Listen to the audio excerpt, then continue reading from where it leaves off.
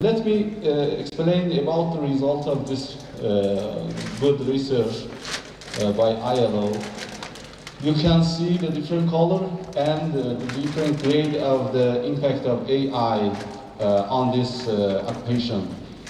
As you can see, almost 40% of the occupations are affected with this new technology. So what is mean for our life, our campus, our TVET system, and everything? I will explain it more. Let me go deeper on this. You can see Africa is, occupations in Africa is less affected. I think it might be because of Africa is not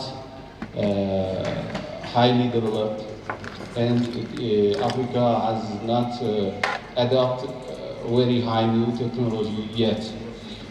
But you can see in the world almost 838 million jobs are affected with this technology.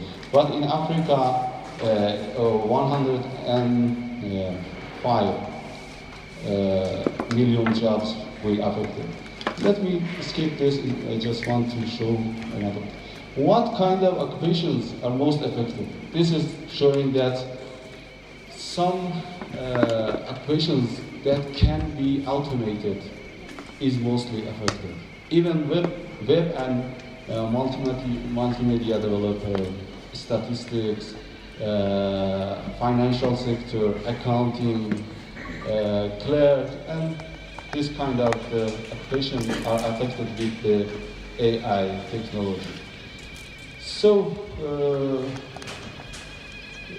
this is a graph that shows if we do the skilling of people, upskilling and reskilling of people, how does it affect our economy? You can see that in this phase, we already are in this phase. There are some skill accelerator initiatives all around the world, including one of the most important is from India, Singapore, and all over the world. They have started to upskill and reskill their human resources. So in this phase, you can see the exponential growth, and then when the technology adapts and they have good skills, it goes actually smoothly. But the thing is, we need 1 billion people for tomorrow economy. We have to build skills for them, either by skilling, upskilling, and reskilling. You know what the reskilling means? It means that when I'm working in somewhere, and I do, for example, I'm working in the library, so they don't need me after 10 years. I can go and learn data science in 6 months and become a data scientist and work as a data scientist. I forget all about the library skills that I have, and now it's time to do a new job. Even for the people at age 60, you know, because of the improvement of health system, the life expectancy is higher now in our society, and it's going up to 70, 80. So what should we do after 60 or 65 that we are retired? We can actually involve in the economy. We can help them. We have to actually. So, and this map shows that how much this initiative, skilling, upskilling, and reskilling, will affect economies. You can see for the average, it is 30% improvement of global productivity, which is a high number. But the interesting thing is Africa can use the most of it. In Africa, you can improve 70% of the productivity. So it is very important for Africa, and it has lots of other than effect other than economy. It's affects society and other aspect of the living. But advancement of the technology mostly affects, or I can put it in another way, that some countries use the most of it and benefits from that. And it creates a gap between different society. You can see the red one is for more advanced country, USA, I don't know, Europe. But the blue one, the green one, I don't know, is for other countries. That we have a huge actually gap improving our economy using this kind of technology. These are gaps, we have to fill it. And how to fill it, I will show you. So technology and skills. These two concepts are related together. And this is how it goes. Industrial revolution is a big step to the technology advancement and transformation, but society and people don't have enough skills to cope with that and use the most of it. And it creates social pain, and it creates actually inequity. So using the TVET system or education system to improving the skill of our society will close the gap. Even if we can do a good job, we can even go higher. And if we can improve our human resource skills upper than the technology, it is prosperity. And we can then actually be the owner and change maker. And we can lead the new advancement of the technology. But it is not that simple. We have to try hard. So we end up with skills and competencies that we need to cope and to use the most of the technology for our sake of society and economy. What are the dimensions of competencies? Now, the left one shows that 4 dimensions of the competencies that we can define: knowledge, design, application, and critical reflection. In the middle, this is the situation what we are in right now. We mostly focus on knowledge and application, but less in design and critical reflection. What is the future competencies?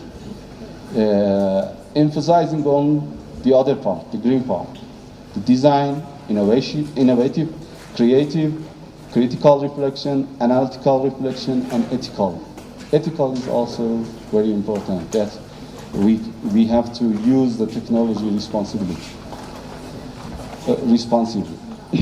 Okay. So I can use these competencies to interact in subject. I have to develop some subject-related skills, then to object-related skills, and the work. I can show you how they work later. And there are some interaction. Me to me, I can develop myself, and I can manage myself. Me to an object, I can work, for example, create some craft, some product, some service. me and the world. I have to interact with other people, with organization especially.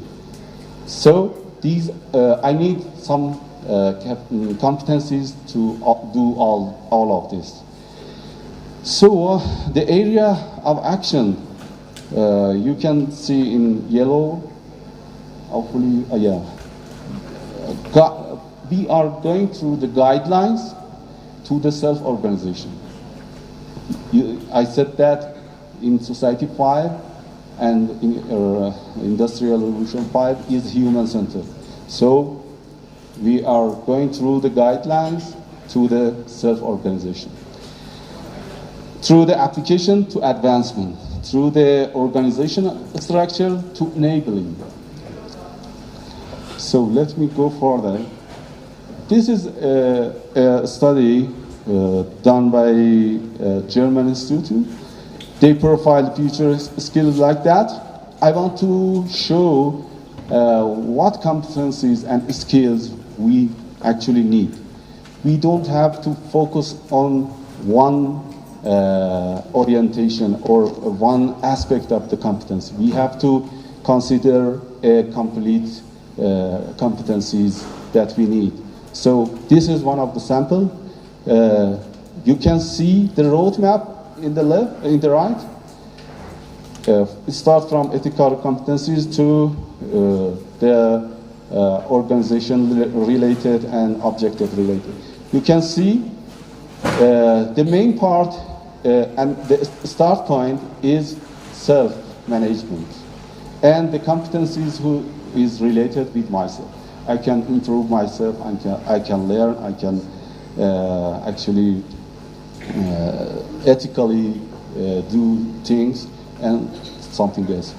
So, and we go to, when we advance for some competencies, we can go and interact with object, which means with work, and with organization, which means with people, with other people. But at the same time, we need some new advanced technologies. I just list some of them here. The main engine of the transformation. So you can name big data, AI, cloud computing, and the list goes on. So we have almost three aspects of the competencies, which two of them are mostly related to what we call it soft skills somehow, and we need hard skills. Sometimes we confused in training centers about these two. What we do in TVET, I think, this is my personal opinion, we have to most emphasize first on the technical part, I mean this kind of technologies and skills. Then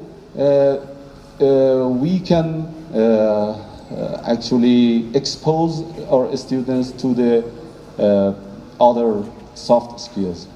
You know, soft skills is much better to learn through the experience, through the actually, for example, working with a company or these settings. It's in the context, less in TVET center maybe. So, but we have to integrate them. We don't. It's not good to separate these two. We have to integrate them. For example, when you are working in the welding workshop, you have to interact with your customer. We have to learn. We have to teach them how to interact with them. This is context-specific situation that we are going to learn to our students in TVET. So, if I don't know how to weld, it is not good to have very high competencies in communication and group working. So, first I have to know how to weld. So I want to bring some examples about other parts of the world, especially in Europe. They develop a European framework for digital competencies. They do it for educators and for learners as well. I bring the educator one in this slide from professional competencies, pedagogical competencies, and learner's competencies, who is related to the learner. So we have to cover all of this in our actually teacher development. We can learn from their practices. Here is the more detail, the skill sets and the competencies that is in digital competencies. So from education and training to assessment to empowering learners and facilitating in the digital environment. These are more actually important aspects of competencies. UNESCO has recently developed AI competence framework for students. You know, AI is somehow threatening, but we don't have any other option.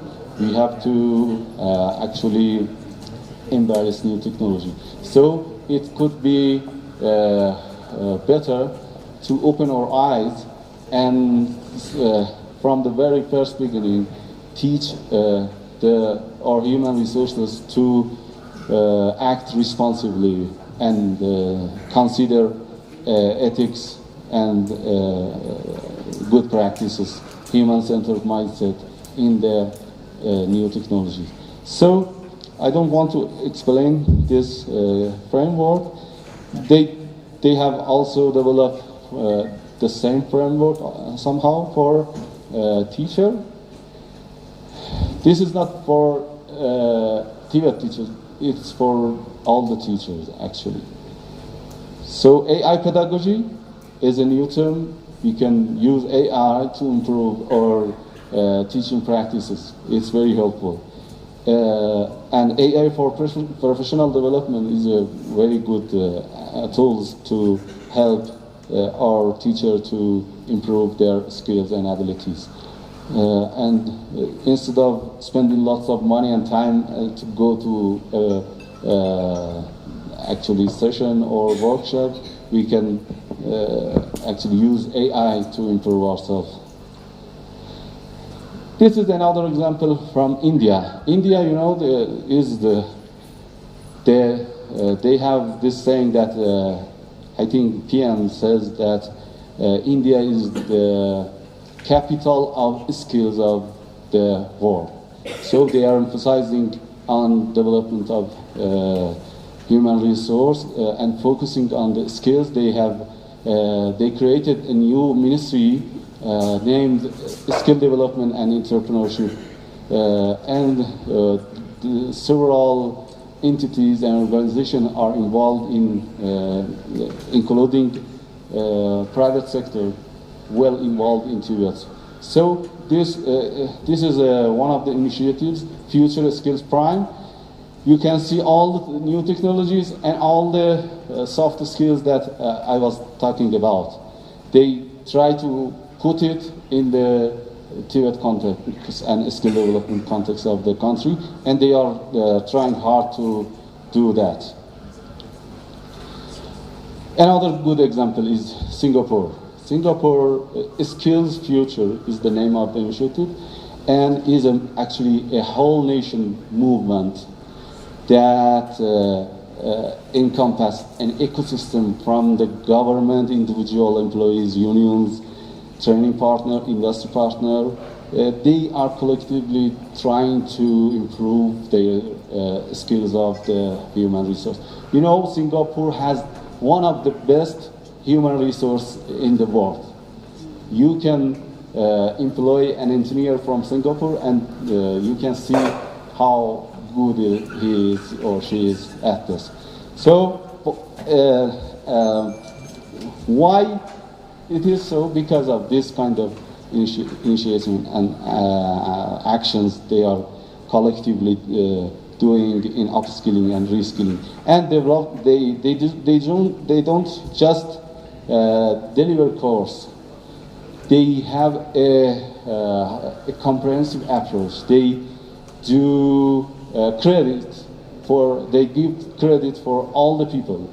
They divide it for young people, for example, $5,000 for young people to improve their skills. They have middle career credits. For example, I'm working 10 years in industry, so I need to learn something new, cloud computing, I don't know, AI. They credit you so you can improve your skills and start new career or upgrade your career too. And even they have for people in the retirement process, they have some credit for them. And they do all of this with all of the stakeholders, and they develop skill framework for all the industry they have. All the 38 main sector industry they have, they do, it is like industry transformation maps. What skills, what kind of human resource we need to develop in this sector. So they are doing this.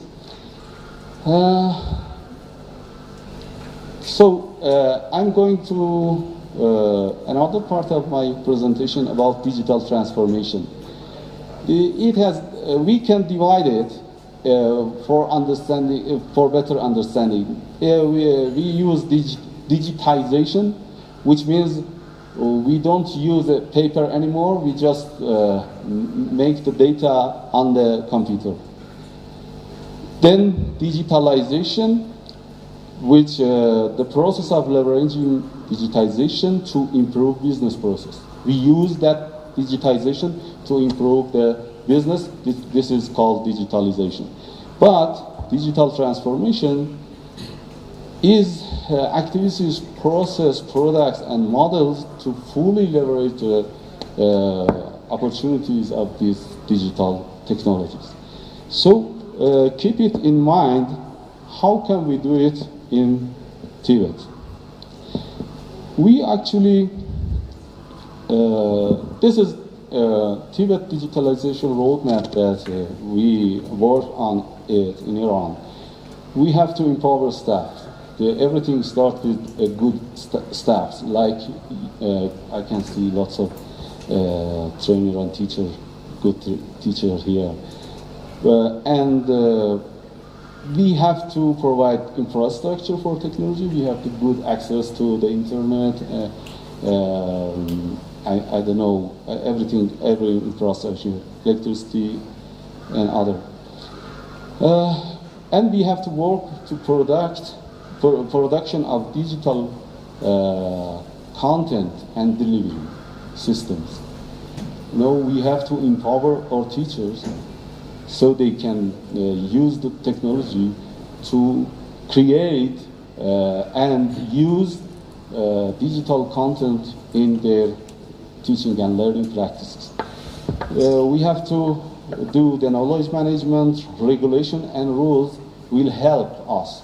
If you have policy in our headquarters center, I don't know, principle and rules, so we have opportunity to implement those rules and use the most of the technology.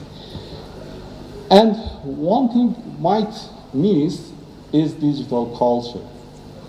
We have to improve the cultural of using this kind of technology. It is very important that will help us a lot.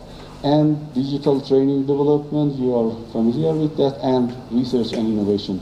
We have to innovate the way we teach, the way we learn, the way we upskill and reskill people.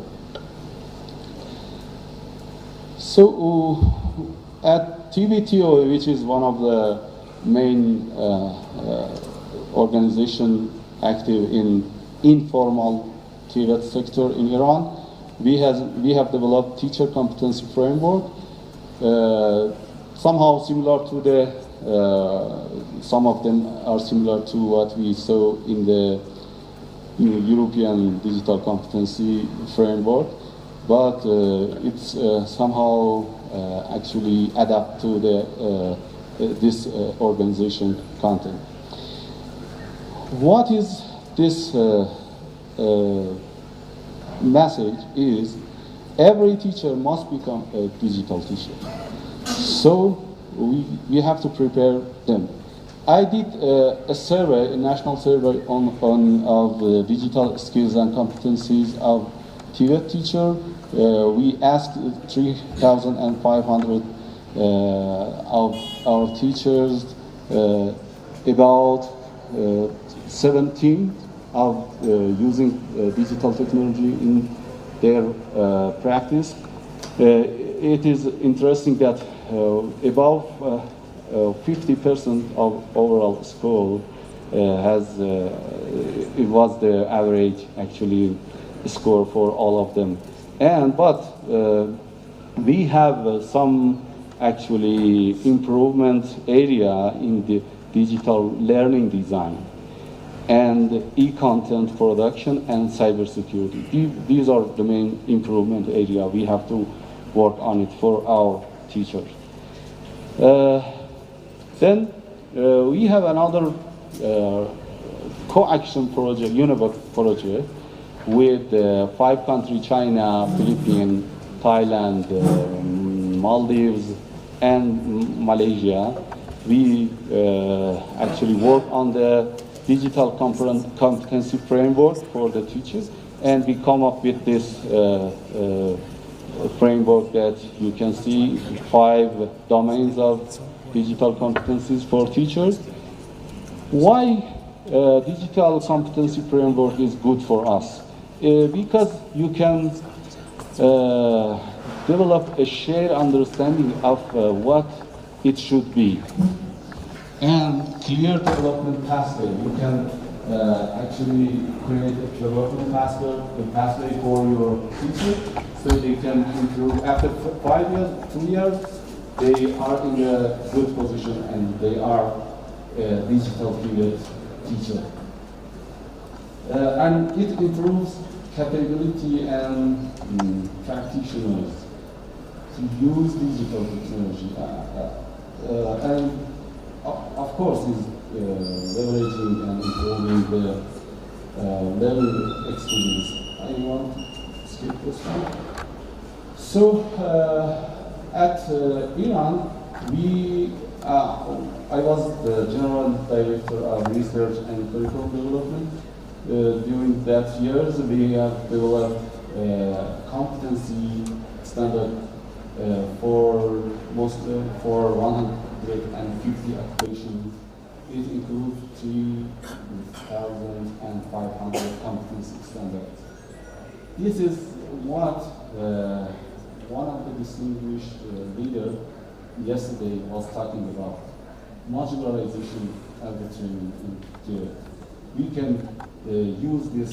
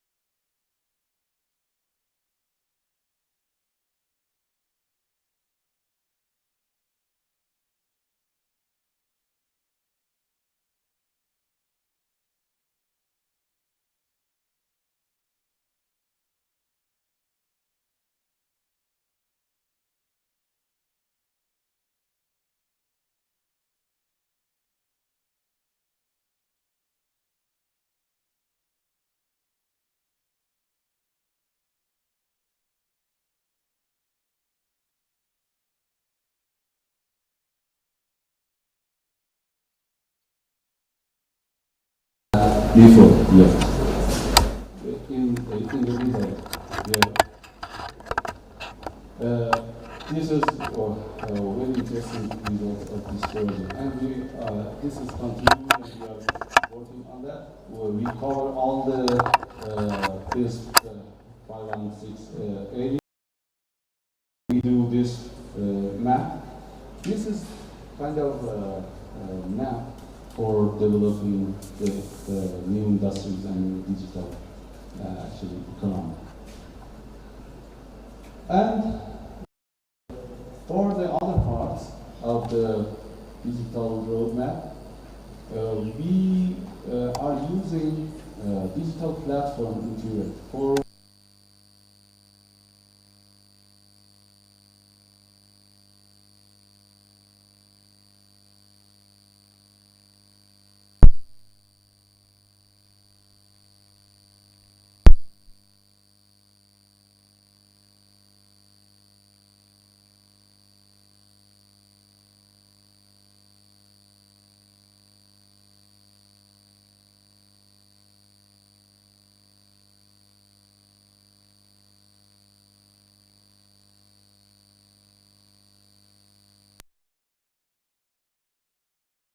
of practice. This is good for culture, improving digital culture of our TVET system. And we have actually some good facilities to develop e-content. Just like they do in TV, we have good actually facilities and studios to film and develop digital content in high quality. And you can see some part of that. They are filming some craft. You can see the lady is doing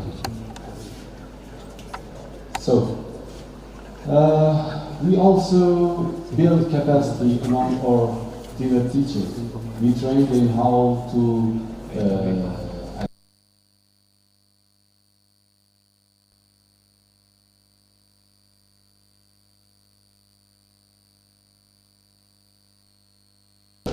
which we want to improve the culture, digital culture, is with competition and campaigns. We have developed several of them during each year.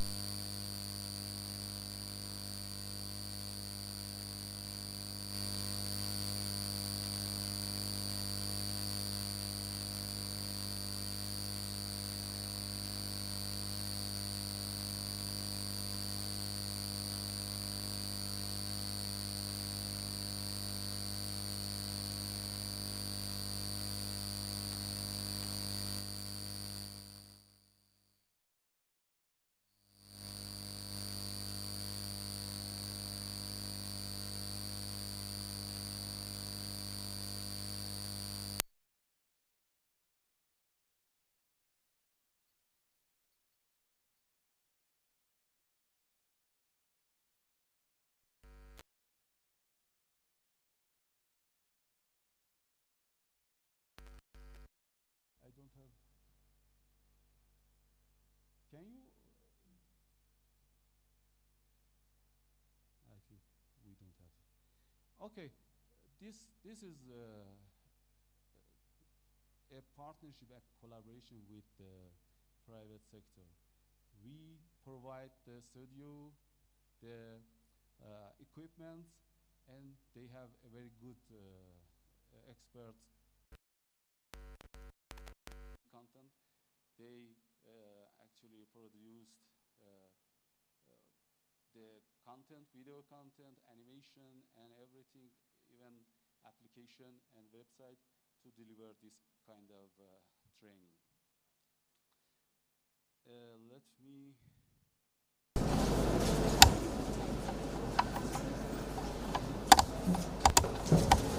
So, this is another initiative which is in simulation for driving.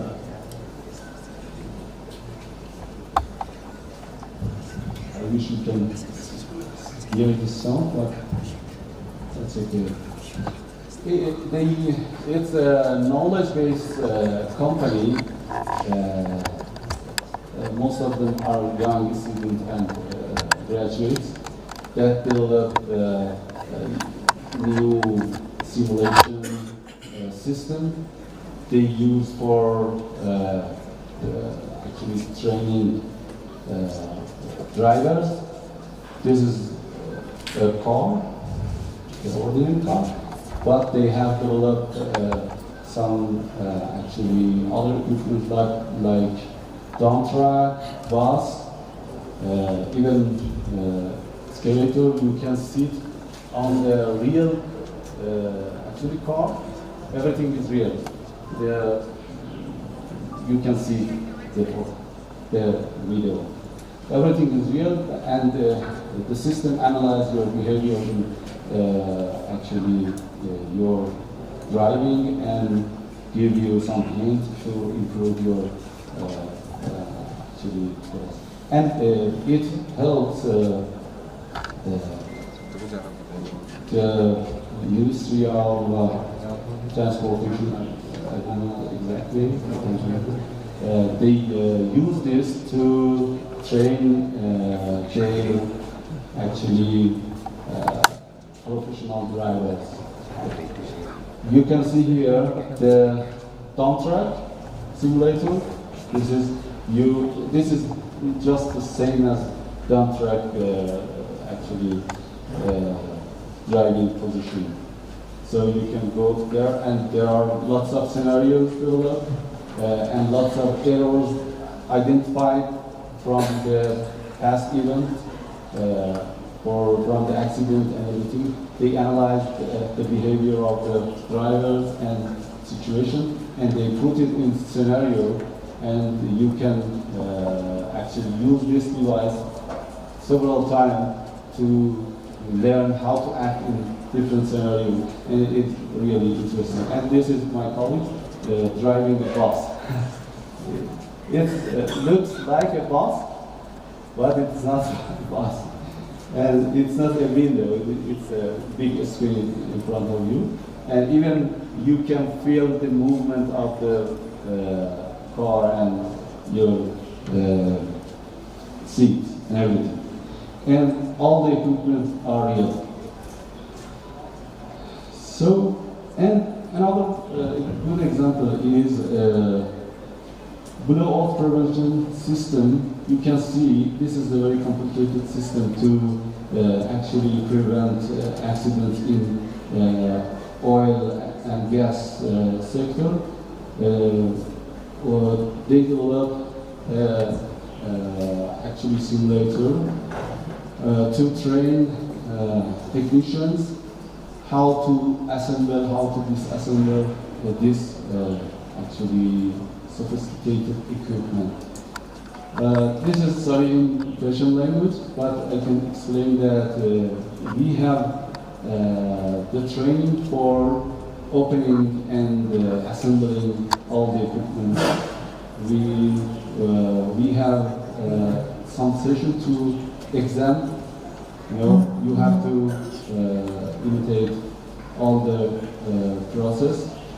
Maybe I can show you the car.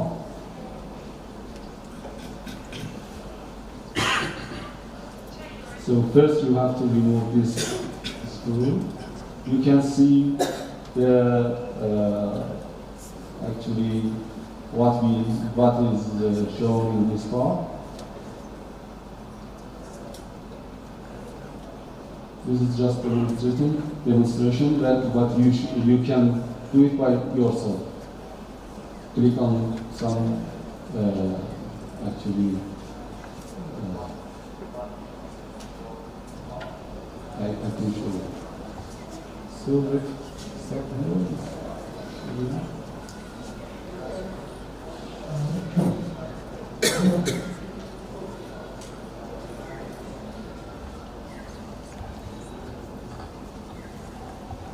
We have, you can see three actually options right down here.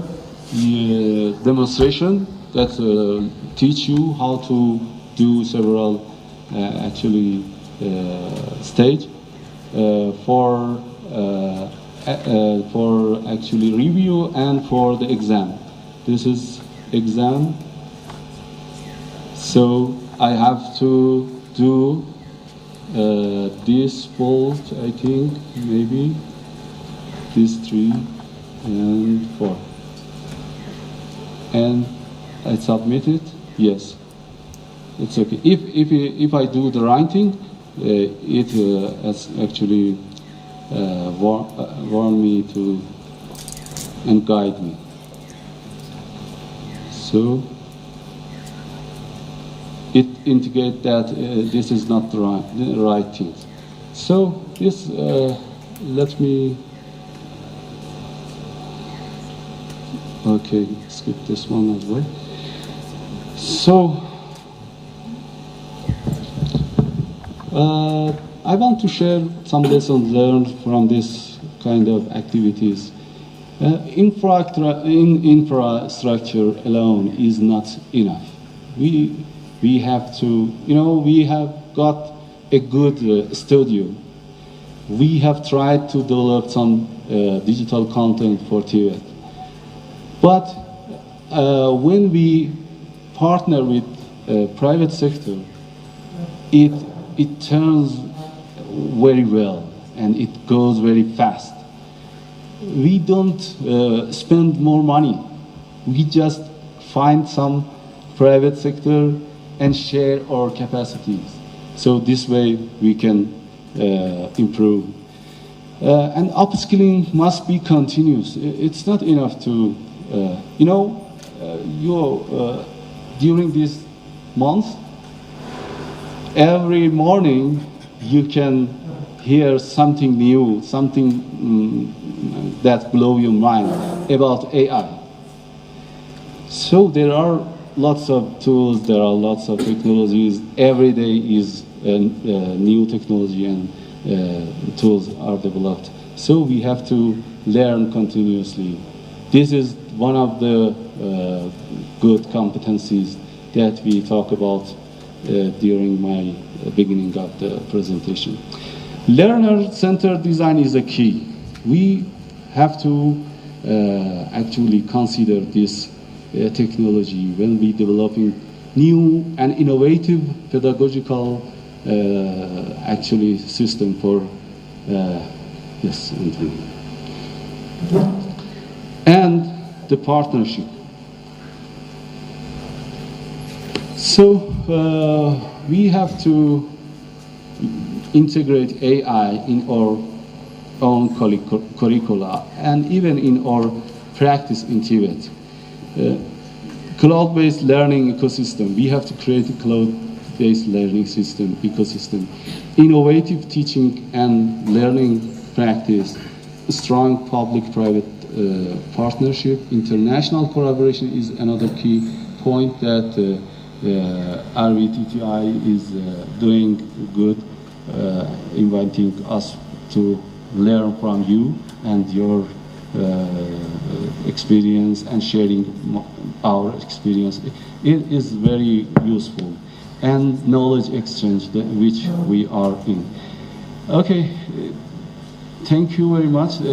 I want to end my presentation with this quote that digital transformation is not a destination. It is a journey. And in this journey, we must ensure no learner and no teacher is left behind. We have to include everyone in this journey. So thank you for your attention, and I am looking forward to collaborate with you and to discuss more in future. Thank you very much.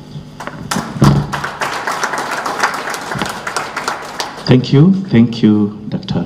Faisal.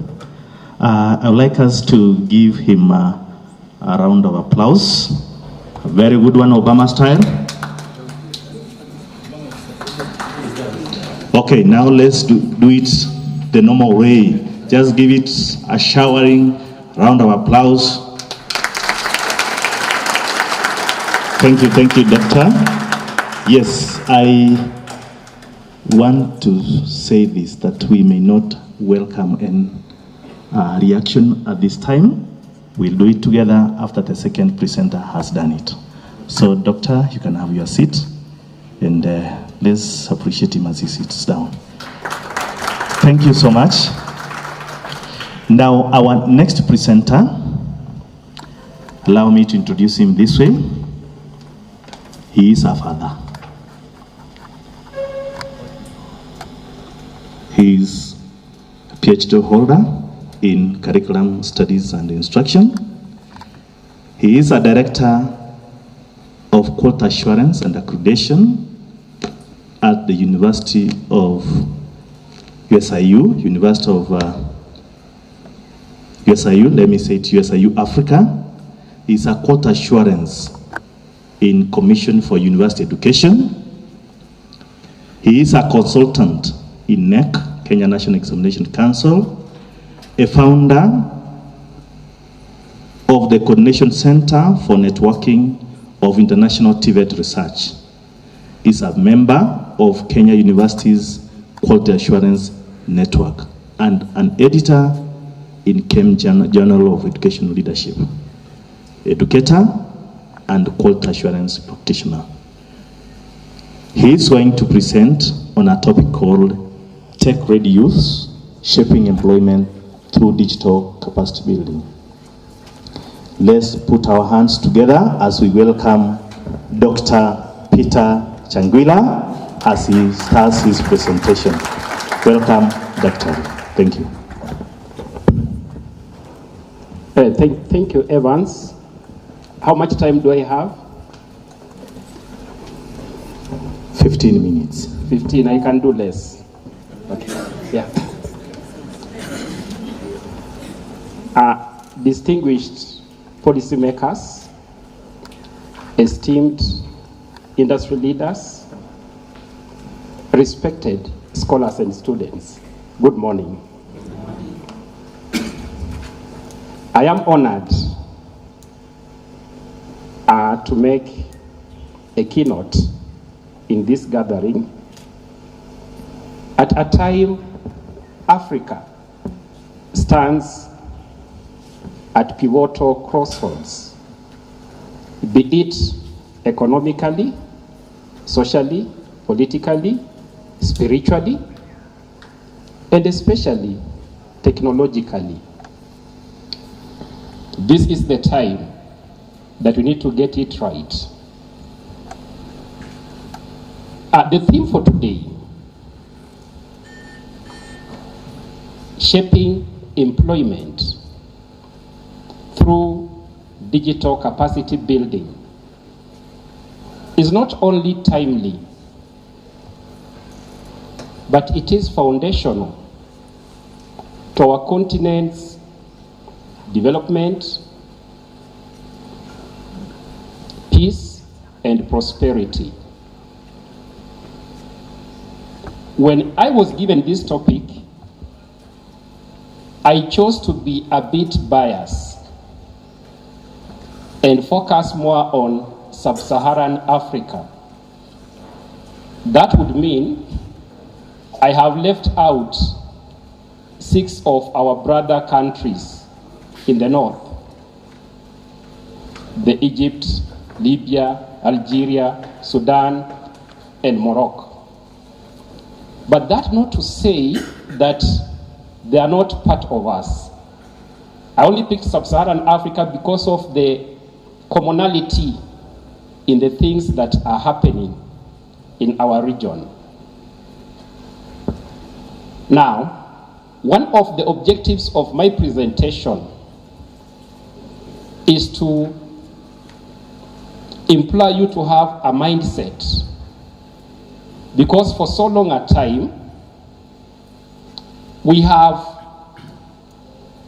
separated TVET from the academia. Talk of the diploma disease. We have considered success in terms of the certificates we are getting. the white-collar jobs we are doing. And we have not lifted our many young people who actually are driving the engine for development. I'm normally motivated by one of the most prolific writers of our time, John Gardner, and he tried to compare a simple job like plumbing and philosophy, which is in the ivory towers, in the universities. And this is what he says: the society which scorns plumbing, because plumbing is a humble activity, but exalts shoddiness in philosophy, because philosophy is an exalted activity, will have neither good plumbing or good philosophies. Neither its pipes, you know pipes, plumber, pipe. So neither its pipes nor theories. Theories are by philosophers up there in the university, will hold water. And we all know that water is life. So we are having a challenge, and we have to fix it and get it right. In thinking about this topic, therefore, I picked out on 4 issues that I want to walk you through very fast, because mine is just to provoke you for the discussions that are going to come. Now, I'll briefly talk about what is the problem that we are having right now. What are the 4 concerns that we need to address? And what are the challenges we face, and how do we address them? And finally, I'll give my final thoughts on how we can build a digitally empowered generation. So let's begin by the problem. Now, Sub-Saharan Africa, if you look at the young people, that population is growing very fast, and is projected that by 2030, it will hit 375 million people. Those are just the young people. Now, another reality is that over 60% of these young people may face unemployment unless the digital skills gaps are addressed. Another thing that we need to look at it, if you look at by 2030, it is estimated that Africa will create, and I want to underline that word create because that is the focus of my presentation today, will create 230 million jobs. Mathematically looking at it, 2030, 375 young people. We are creating only 230 million jobs. We still have a deficit of about 145 million young people who will be jobless. Now, another reality is that, especially in Africa, digitally enabled jobs, you find them in key areas, for instance, in the service industry, health, agriculture, and logistics sectors. So what is our concern? What is the question? The question is, how do we scale up access to digital skills in a way that is equitable, industry-driven, and future-focused? I want to thank the first presenter because he's already walked us through the future of jobs. And so that will make my work easy. But in a nutshell, let me just share some of the jobs that are emerging in the digital skill space. And these are jobs that you don't need to be employed. That the jobs, if you have the digital skills, you can tap into and do the job. So we have the freelance digital work.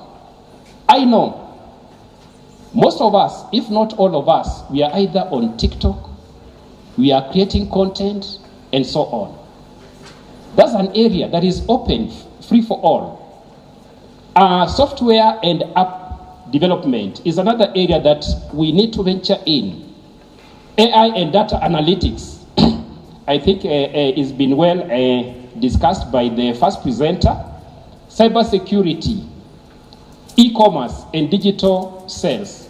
These are all open doors for us that we need to tap in if we get the right digital skills that are required. However, we still have 4 problems that we need to grapple with. One is about employment for young people. I will be talking more about it.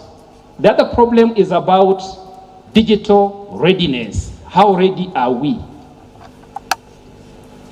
Then we talk of the digital infrastructure, of course, is interrelated with the readiness, because you can only be ready if you have the right digital infrastructure. And the other problem that we need to tackle is the digital gender divide in terms of males and females accessing and using digital skills. So I want to just illustrate what is happening in our sub-Saharan Africa. And I picked on youth unemployment, not employment. We are looking at those who are not employed. My statistics may not be as current as yesterday, but we do agree that we can actually rely on data of 2023 to tell where we are.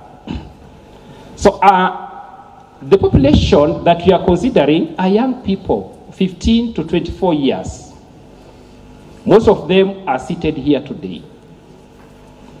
Now, in terms of unemployment, when you look at it, we are not doing very well because we need to have zero unemployment. Now, from our graph here, you note that like Rwanda has the highest rate of unemployment for young people, because they are at 22, followed by South Sudan. But Kenya, we are also there at number 3, 12.2%. Now, this is not to say that Burundi, Tanzania, Uganda are doing well. Actually, what this is telling us is that the young people may be underemployed. So, whereas the percentage is low, they may be working but underemployed. So, across East Africa, as we can see, about 9% of our young people are not employed. And when you look at it for sub-Saharan Africa, again, it's almost 9%. This means we have a problem that we need to address. Now, number 2, quickly, I want to look at digital readiness. Again, we are comparing a few countries. Now, this is determined using the digital readiness score, and we are using the data for 2023. Now, this score is out of 100. For all the countries, we are in the lower quarter. So Kenya leads at 26%, and South Sudan is at 7.6%. It is telling us that we are not yet there in terms of being ready for digital skills. So some work needs to be done. The fourth area that we are looking at is digital infrastructure. And again, I picked just a few cases across the countries.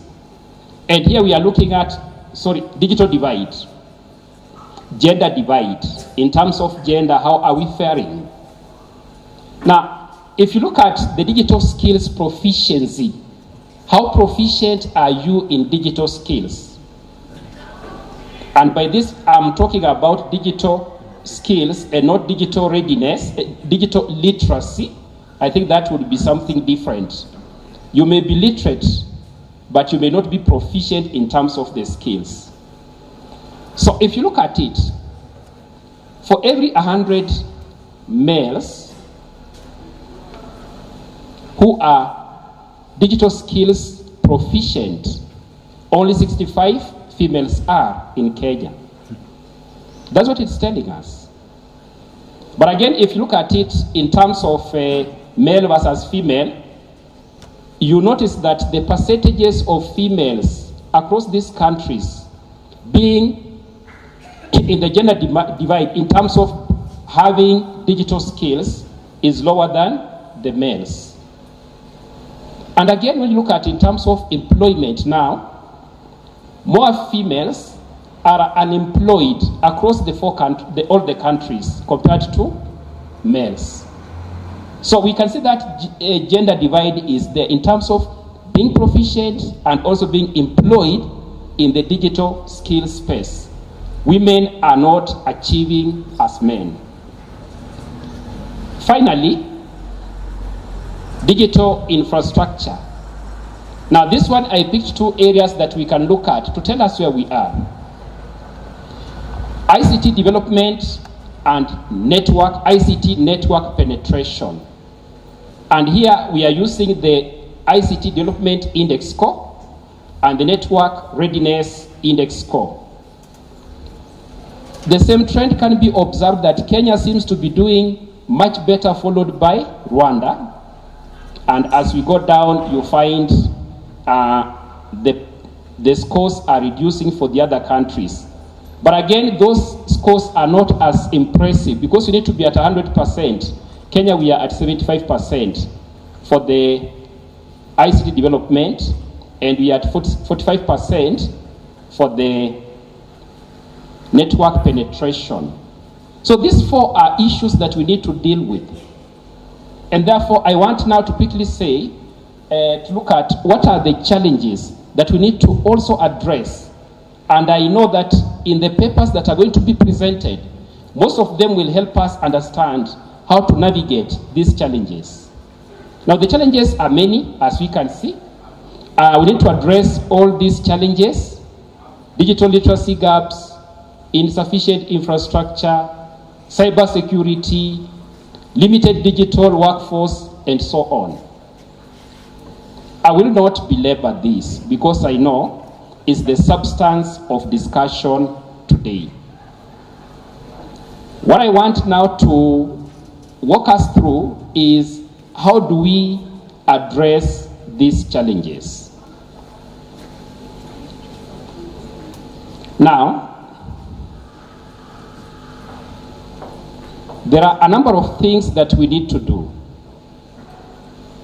Some of them we may be doing, but at a low and coordinated scale. Others we may not be doing. And I've just picked a few of the strategies that we can adopt if we are to be digital skills ready, if we are to empower our young people in digital skills so that they can create employment. Infrastructure, we need to invest more in internet, in ICT labs. Our curriculum that we've used for so many days, we need to change it now that we are in the digital revolution era. It needs to be revised. So we need to update our curriculum. Let's ensure that we are bringing in the digital skills, issues around coding, AI, and what have you. In terms of partnerships, which again was well articulated by the first presenter, we need to work closely with the industry through apprenticeship training, through co-creation of the curriculum, co-teaching, and what have you, so that we can have very strong industry linkages with the academia.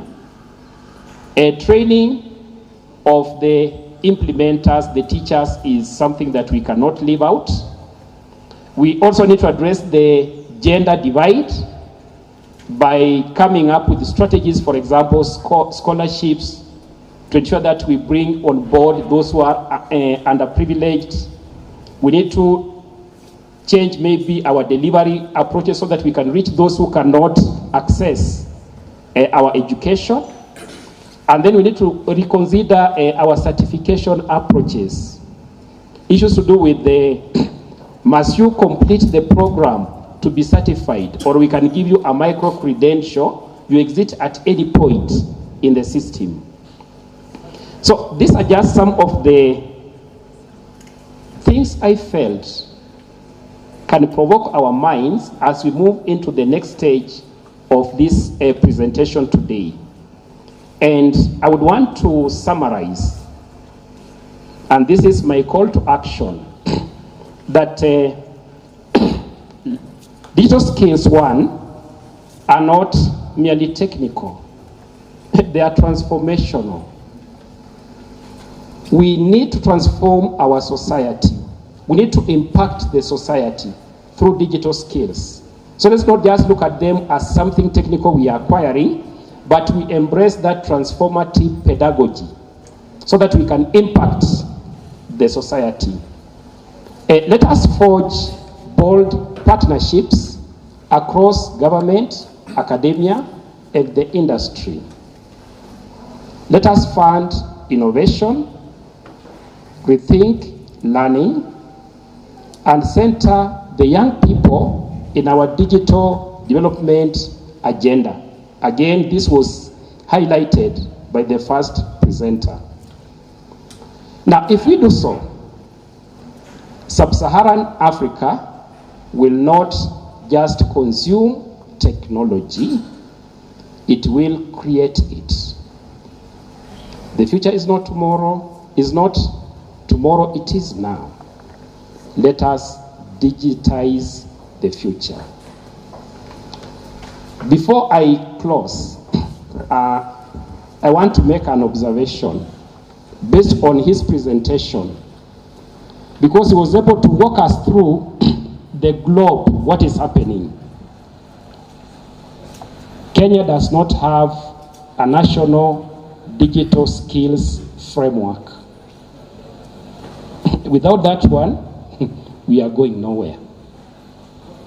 The only closed document we have is the National Digital Master Plan 2022-2032. Remember, it is just called Digital Master Plan. When you read that Digital Master Plan, we only have 2 pages on digital skills. Sorry. We only have 2 pages on digital skills. Page 52, I think, to 54 or 55. And even what they discuss under digital skills, very high level, just describing the levels, basic, intermediate, advanced. No examples. Now that is the master plan that is leading us to become like what is happening in Asia, those Asian countries, up to 2032. That is a challenge to the policymakers. Rwanda has done it in 2023. They came up with a very robust national digital skills framework. I was part of the technical team that supported that development. And they borrowed a few examples from Kenya. They perfected it. They have a curriculum for all citizens. It's called Digital Ambassadors Program. Read about it. Very well done. And in a short while to come, Rwanda is going to overtake us. So that is the challenge I'm throwing back to the policymakers. Let us come up with a national digital skills framework if we want to empower our young people for the next level of development that we are looking forward to. Thank you. A better clap for Dr. Peter. Thank you, Daktari, for a wonderful presentation. I know we are informed, we are enlightened on the area the two keynote speakers have presented. Before you leave, I'll welcome any reaction and comment or remark on the two presenters, what they have presented. I know we could be having a lot of maybe clarification on the same. As we do that, I'd like to call upon the following to meet at the Secretariat for preparation on panel discussion. Dr. Ashan Faiz. Yes, move to the Secretariat. Eunice Kerich, Principal Ngeria. Simon Muthike, CEO, Automation. Dr. Joseph Nyaisa, wherever you are, kindly move to the Secretariat. Dr. Beatrice Osumba, Deputy CEO, TVET SIDAC. Dr. Sang from Open University. Let's assemble, have a word before we have them on stage. So I want to imagine that there is no reaction. Any comment on the two keynote presenters?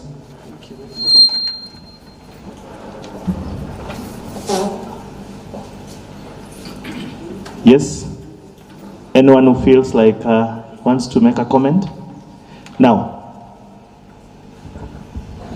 we are moving to another key presentation discussion. We are going to have a panelist here, and they are going to guide us in a discussion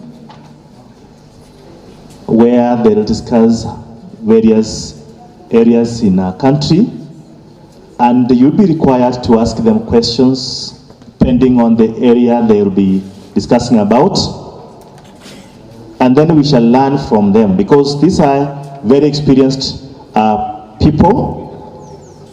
One from Iran, international expert on TVET. We also have the TVET principal, all matters affecting TVET institutions. If you are here, you need to ask and get clarification or more information on the same. We'll have another one from Protect Automation Limited. What do they do and how are they helping the institutions, TVET institutions, and even the researchers? We shall also have another one from Swiss Smart Factory. Swiss Smart Factory is going to present us, tell us what he does, just in a discussion way, so that we can also find our way in how, as TVET institutions and researchers, can take advantage of this company. We also have a Deputy CEO from TVET SIDAC. All of us have heard of portfolio, tools of assessments, and many other things. This is the time now we like to know how do we collaborate with the industry, at the same time setting the tools of assessment, how we do our training in institutions. So in the meantime, those who came today, presenters, if you are here and you came today, kindly register yourself at this registration desk. If you came today, just register your name. Immediately after our discussion, Dr. Lucy, I'm giving you 5 minutes, you come over, because we don't want to waste much time. And the ushers, wherever you are, I want you to organize for the seats in front here. Ushers, kindly organize for the stage where we are going to have our panelists. So, as they do that, let's prepare ourselves to interact with these experts here. Do not leave. And then after the discussion, we shall go for a break. And then later, we shall now split into tracks. We'll have 2 tracks, one here, another one at the VLC boardroom. So all presenters today, ensure that you have done your part, because we have enough rooms for presentation. We shall also expect online presentation, which I think the Secretariat is organizing for the same. So we have a lot today to do as a conference. So as they prepare, I also expect you to prepare.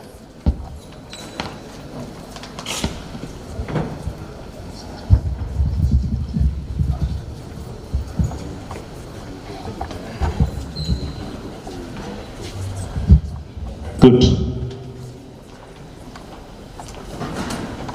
So, wherever you are, I know there are presenters out there. There are industry out there. We would like to invite you to come for this session. It's important. Our panelists, you are welcome to the stage.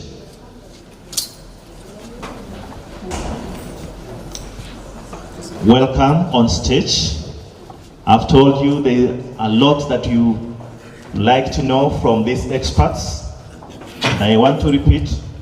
We have the expert on TVET internationally. We have TVET principals here.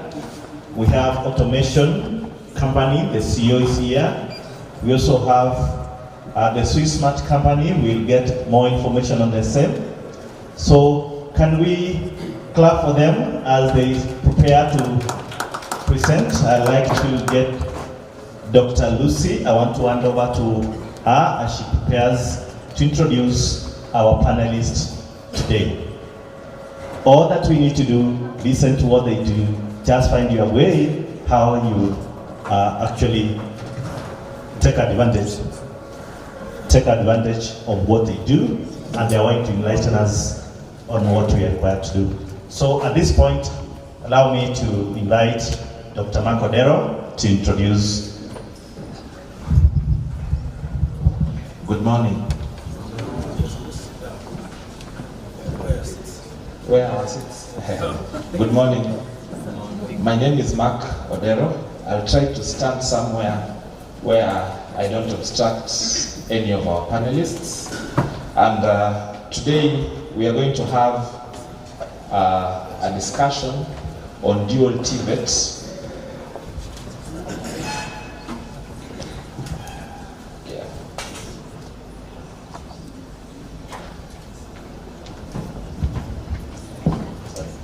We are going to have a discussion on dual TVET and modularization. So before we start, allow me to introduce myself, then we'll allow Dr. Lucy to introduce herself and our guests also. My name is Mark Odero, Dr. Mark Odero. I'm a trainer in the Department of Applied Science. My major is analytical chemistry. So I'll allow Dr. Lucy to invite herself and invite the guests also to invite themselves. Thank you. Good morning, everyone. We are happy to have you here today for this panel discussion. We have experts, as my colleague Dr. Mark has said. My name is Dr. Lucy Katuri-Ogola. I'm an editor in the RVTTI journal, but also I'm from Kenyatta University, a lecturer there. Before we start, we would like to request each of our panelists kindly to do a brief introduction, 2 minutes maximum for the interest of time, who you are, where you are at, and your expertise. I will start with Eunice. Thank you very much. My name is Eunice Kerich, a principal for RVTTI, a mentee institution of this institution. I am representing the TVET fraternity as a principal for TVET. Thank you. Thank you. Good morning, everyone. My name is CPA, Dr. Jane Jamwena-san, from the Baby University in Kenya, that is the Open University of Kenya. I'm a dean at the School of Business and Economics, and my expertise ranges from corporate, being a banker, to being a strategist at the university. Thank you. Hello, everyone. My name is Asghar Faizi. I'm from the National University of Upskilling of Iran. I am I have almost 20 years experience in different positions in TVET sector, and actually I am interested in skill development. Thank you for being with us today. Good morning. My name is Joseph Yachiro. I'm the executive advisor to Kenya Switzerland Innovation Park, working under one of the centers of excellence, Swiss Manufacturing. I'm also an expert member, Dedan Kimathi, University of Technology, where we are carrying on a project under SIFA, Skills Initiative for Africa. Thank you. Good morning, everyone. I'm Simon Mothike, CEO of Project Automation. This is a company which has a vision to industrialize Africa through equipping Africa with methodology, equipment, and human resource. And what we've been able to do is automated manufacturing, not only providing locally manufactured equipment for African market, but also doing something called import substitution, which means most of the multinationals which would rather manufacture, which don't manufacture some of the parts in Kenya or Africa, is providing those platforms and enabling them to be able to manufacture here. So we manufacture for several multinationals. We also train. We do apprenticeship. Most of our teams, which do these jobs through apprenticeship, for them to be able to get these relevant skills, especially automated manufacturing, which we believe is what will move Africa much further forward. Thank you. Thank you very much for those introductions, our experts. We take on now to our conversation, and we start with Dr. Nyaisa. We have had in Kenya and other developing countries the conversation that says that there's a lot of disconnect between industry and the academic institutions. For us in Kenya, TVET has gained ground. So how do you think the TVET programs can align to the ever-evolving demands of industry, manufacturing, ICT, renewable energy? How can TVET leverage themselves to respond to the needs of the industry? Thank you. TVET, academic institutions, research centers cannot do it alone. We need industry, Chamber of Commerce, and other associations. But these units, they are the one who knows the needs. But also we need the government on the other side. The government are the policy makers. But also the government needs now the community, and the community are the one which knows what is not being done. So this is more of a smart ecosystem starting at TVET. But why are we starting at TVET?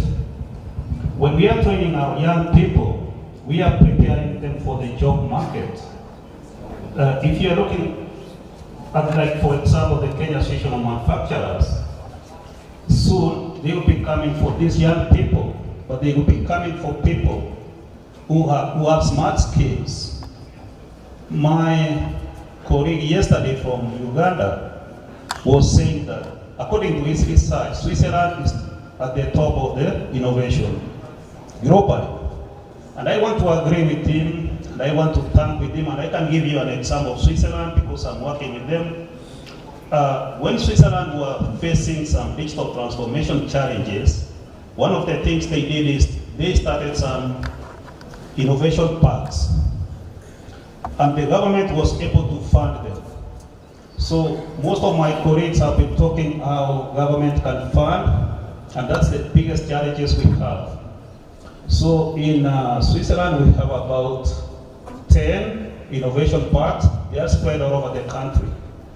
All of them are well connected to the TVET institutions. So you can start to realize that TVET are playing a very key role filling in the market. My colleague from Iran, what he was emphasizing is about skilling. So So in a way, we are at the right time to keep empowering our young people with these digital skills. And when we are talking about digital skills, this was a discussion which was done almost 30 years ago in Germany. But today we are here, and we can start with what we have.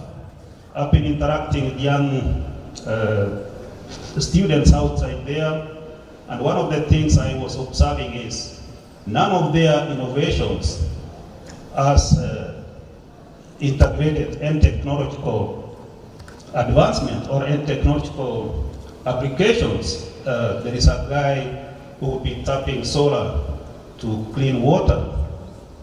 So there is a need, and maybe that's another discussion for us to have, a Kenya Smart Factory as a one-stop center for digital transformation under one roof. You can see these are robots, these are drones, this is automation being done. Everything will be like a demonstration center so that we can prepare them for the next job market. I hope that one is of curiosity. Thank you. Thank you very much, Dr. Naisi. Simon, would you like to add from the entrepreneurship perspective how TVET can align to the needs of the industry? Thank you very much. For me, I'm very, it's very in my heart for our local young people to be able to be where everything starts. And what we've seen, because we are an employer, and we've been able to see that young people are not given chances earlier on. And what happens is, for example, we separate learning institution from the industry, and I think that is something which is a problem there. And what happens is that when we beat ourselves too much. Our education is good, it's not bad, it's very good, very well detailed and all that. But then from the younger age, we need to be able to expose our young citizens earlier on. For example, we talk about technology and they haven't seen it, they only see it in YouTube. The people ahead of them have not interacted with people who have had successes in these areas. That is why I see a lot of problems. And why I'm saying that is because probably 90% of our company is very young people, under 25, all right? They learn very quickly these skills if exposed. That is a fact. So, looking at being able to propagate in that area, especially in manufacturing, I think TVETs stand a better chance than any other institution to be able to work with the private sector. And I believe one way would be to allow them, because TVETs are very endowed with equipment. Some of the equipment private sector is struggling with, meaning they have to invest. If we can come up with a program where, a revolving program, where you have the private sector working within the institution on particular projects, particular commercial projects, and then you have cohort of young people working with them, that would be very, very beneficial. You'll be very shocked 5 years down the line how much difference it will make. That's very important, because you get young people who are extremely, extremely sharp, but they don't know where to sharpen their skills. And they are forced to conform to what everybody does out there. And I believe they can do quite a lot. And looking at where we've come from, because we've come from the same institutions, we've had to struggle to look at who mentors us, because everybody says this can't be done. So I think once we start that program, that will be very beneficial. Yeah. Thank you. Madam Eunice, they have been talking about skills, and they're saying that majority of the people they work with are below the age of 25 or thereabouts because they learn easily. Would you think, or do you think that now that we are moving to a modularized system of education, is it is it really transformative for the education system? Does it help in skilling? That would be the question, now that the key thing that all of them are talking about is skills. Thank you very much. Allow me first of all to appreciate the previous panelists. Simon, I think, has said something that is new that we need to think about. Like, instead of us going to industry, we need to think about bringing the industry into the institution. That's really very insightful. It's something that we need to think about, how we can then bring industry to the institution so that we are not always saying we want to send our students to go and have an industry experience. Modularization is the new concept in implementation of curricula in TVET in Kenya. And modularization allows the students to get skilled in what you would call micro credentials, where you have a module that they can learn and exit with skills. So modularization is good in the sense that it will help us skill the young people even better, because you're looking at them not spending an entire 2-3 years in the institution, but you're looking at them spending a short time to gain skills in a particular area that they can then go and practice. To use the example of building, someone who does roofing in a building does not necessarily have to understand how the stones are laid, or how the tiles are done, or even how the walls are done. So modularization, we are now able to skill that young person to just do maybe carpentry works. You're not having them spend 3 years doing a diploma, when ultimately when they go to the world of work, they are going to just be doing the roof or the ceiling boards. So that is what modularization is doing. We have just started implementing it, but as TVET, we appreciate this new change in curriculum implementation. We have the first cohort now that will be assessed for the first module at the end of this term. And we are hoping that many of the young people will then exit the system at the end of this module, being ready for the world of work. Yeah. Maybe just to highlight maybe some of the things we would need to improve as we modularize curricula is to have more Module 1 courses. Module 1 courses are the base, the foundation courses. So maybe we should have as many Module 1 courses as we have Level 3 courses, so that someone who's interested in building can pick either the tiling strand, or the carpentry strand, or the masonry strand, or whichever other, and they can exit at that point ready to become a builder in their field. Yeah. Thank you. Dr. Sang, I saw in your website, Open University, you have some of those short courses. There's software engineering, software development. Do you think that they are kind of sufficient for somebody to work, or are they effective as an add-on to somebody's basic course? Thank you for that eye-catching question, and that is the intake currently in the world, and especially let me come on the Republic of Kenya. Because you have asked direct about the Open University of Kenya, we are really working very closely in the same way that TVET are doing their modulation, in that aside from the short courses that you see in our web system, what we do with our learners is we make them get certification immediately.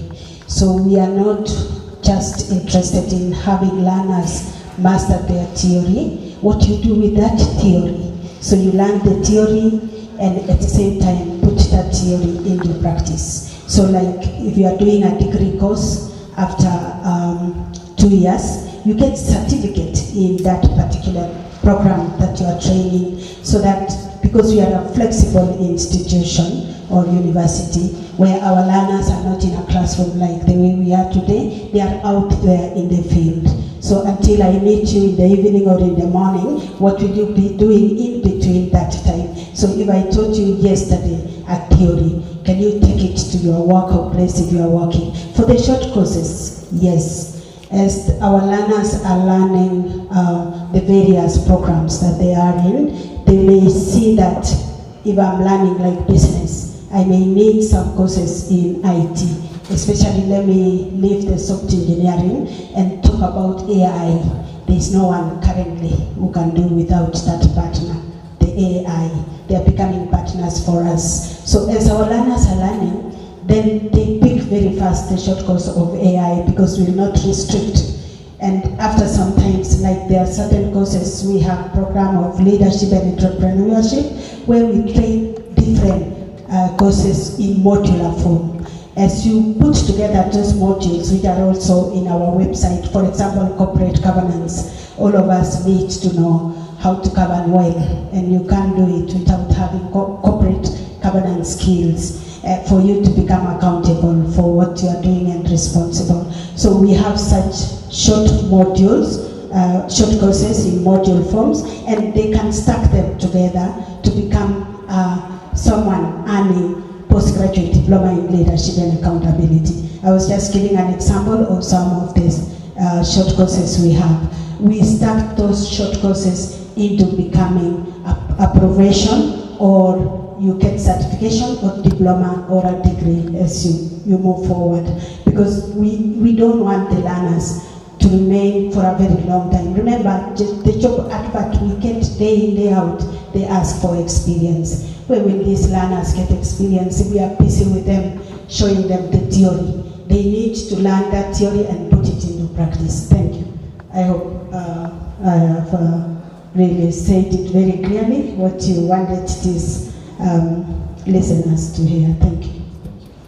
Thank you very much. A very interesting conversation here with a lot of recommendations on how TVET needs to be disruptive enough to be impactful.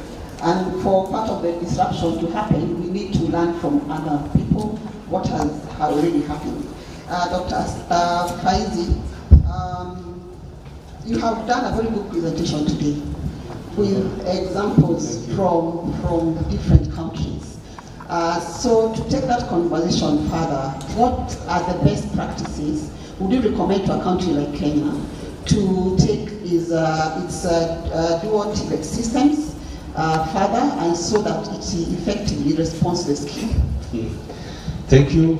It's a very good question, and I think it is a question for all the TVET system in the world. But I can give you some good examples. You know, the technology is disrupting everything, but we stay at the same TVET system as we have done for many years. We have to first disrupt TVET system. How can we disrupt it? We have to start from labor market, not from education system. We have to develop curriculum, and industry should guide us to develop the curriculum. What are the skills they need? And so for the dual TVET system, there are some good practices going on in different sectors. Some of them are at different level of the system. One of the good example at the actually partnership and collaboration with industry is to having a good and powerful organization. I mean organization, private sector organization, industry organization, like Chamber of Commerce or industry actually association. And actually collaborating with them and involving them from the very beginning of the development of TVET courses. So this way, they feel they are the owner of the TVET system, at least a partner. So they can bring more resources. And you saw at my presentation, we trying to create a roadmap for the different sector in the new technology. So we use it with the industry. We develop it with industry. They guide us to reach this map. So this is one example. I can give you Indian example. They have developed more than 38 actually skill council industry. They are industry owner, employer involving there, and they are actually a really good and reliable partner in the Indian TVET system. And even they established national skill corporation, I think, NSDC, Skill Corporation Development, something like that. NSDC, you can search it. It is a company, actually, is leading the TVET system in India. And 49% of funding come from the government, but 51% are coming from the industry owner and employer and this sector skill council. At first, they started by investing more from the government.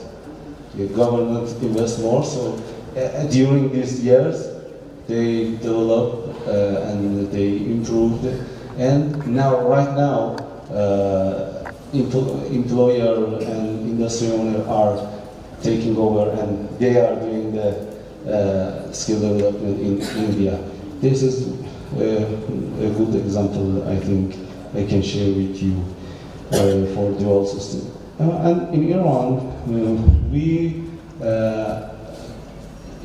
create innovation center in TVET actually institutes, especially in university. So students can work with startups. At the same time they are learning at university and center, they can work with startups, they something like apprenticeship, and they can learn lots of things.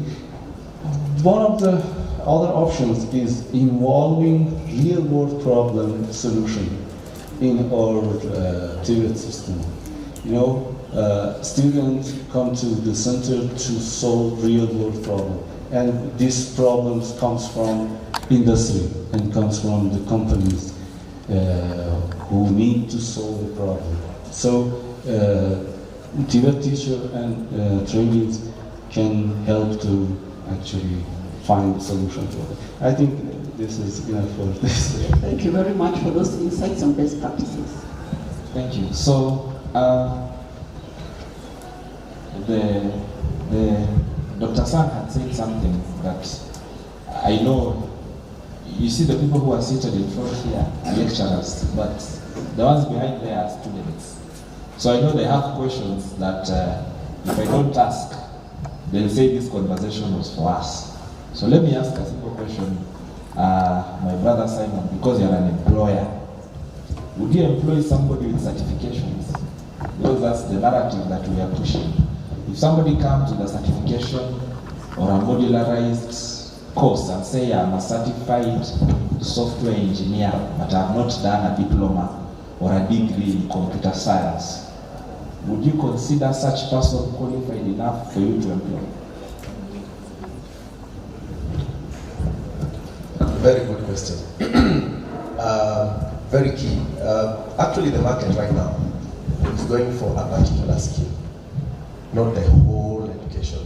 While that is very important, especially when your tasks are growing and you're getting into management, but getting into a job market, especially in an area which you're interested in, the certification and the core competence, the competence on a particular skill is what we are going for. because then that person is easily integrated, and later a lot of strength are known much later, and they can do much more once they have a core competence in a particular area.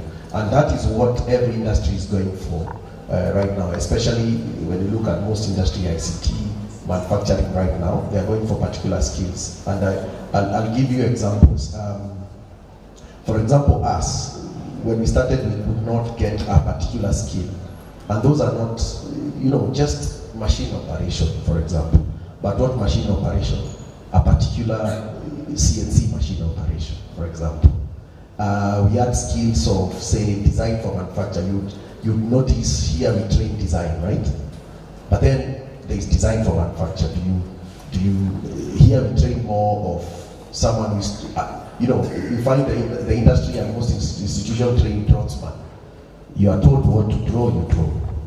But you want someone who can conceptualize and produce it. Then you want someone else who can know, I have this process, which is a CNC machine. I have this process, which is a forming machine. How do I make this design to be manufactured by those processes? So you find those are very, very key skills which are required, which will require exposure, at least in one, so that you can get to learn in industry, get into industry and get to learn or practice the others. So yes, that is what the industry is going for. Thank you. I was asking so that you know that you are doing the right thing. Not because I was curious, I already know. I have a friend who is a manager at Convergence, if you know it.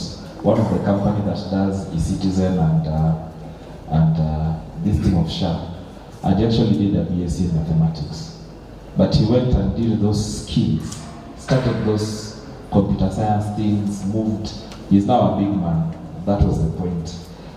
Simon, what would be your experience? Do you think, Dr. Joseph, do you think it's the same out here? How many of us, when you were going for an interview, they were saying computer literacy is an added advantage? Okay. How many of us have done their interviews remotely and have gotten their jobs? 5 for online. Well, yeah. Which job was that? A consultancy job. Oh, wow. So virtual. Thank you. After this, I'll give you my CV. Well, what I'm asking this question is about competency. Once you are proving that you are able to, you are competent enough, I would say TVET, it's the highest opportunity, especially for decision makers, to take now the modular program to manufacturing, to industries, to the new employers, creating awareness on the current trends in the job market is something I can highly recommend. And the India example is one of the countries we have really benchmarked on. And India, they are very stressed on engineering courses. And no wonder you can say that they are manufacturing, their industries, they are creating a lot of jobs because they are empowering at the TVET level, the diploma levels, empowering, scaling up the youth. So it's a question about scaling is a journey and trying to equip the young people. Thank you. Thank you very much for speaking for employers' perspectives and also for encouraging our trainees here that they will be welcome in the labor market when they graduate. Now we have seen there's a lot of uptake of the gig economy among our youth. Today, 2 of the keynote speakers have talked about going digital, training our youth for the digital space. There's a lot of, let me say, unemployment, as one of the keynote speakers have shown us today. So the youth are exploiting the digital space a lot in the recent past. Yesterday, the representative of the PS talked about recognition of prior learning as well. So my question goes first to Dr. Sang. Yesterday, you also signed an MOU with this institution, which we are very proud of, and congratulations to the two institutions. Now, would you think the TVET institution should incorporate gig economy in their curriculum, especially now that you're linking up with a TVET institution? What is your take on that? Thank you for that question. I think gig economy is the in thing currently. In some years down the line, we had no idea that you can get a taxi online. Up to in Eldoret nowadays, we have Yegon, we have Wasili, apart from the international Uber. These are services we never expected that they can come by. But because of the gig economy, they are there. So the TVET are on the right direction. With modulation, they can develop the necessary skills very fast.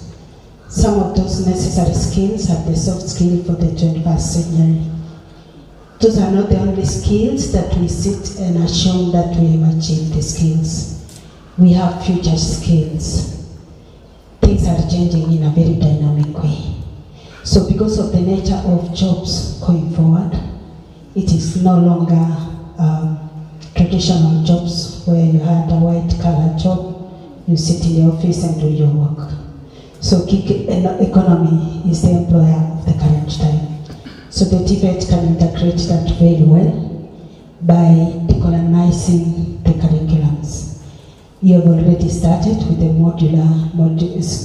stackable modulation of your curriculums, where you are starting with modules from the basics, and you can maybe allow me to use what happens at Open University of Kenya, and that's why we were eyeing the TVET. We have one of our undergraduate program called Entrepreneurship and Business. That is, you get Bachelor of Entrepreneurship and Business.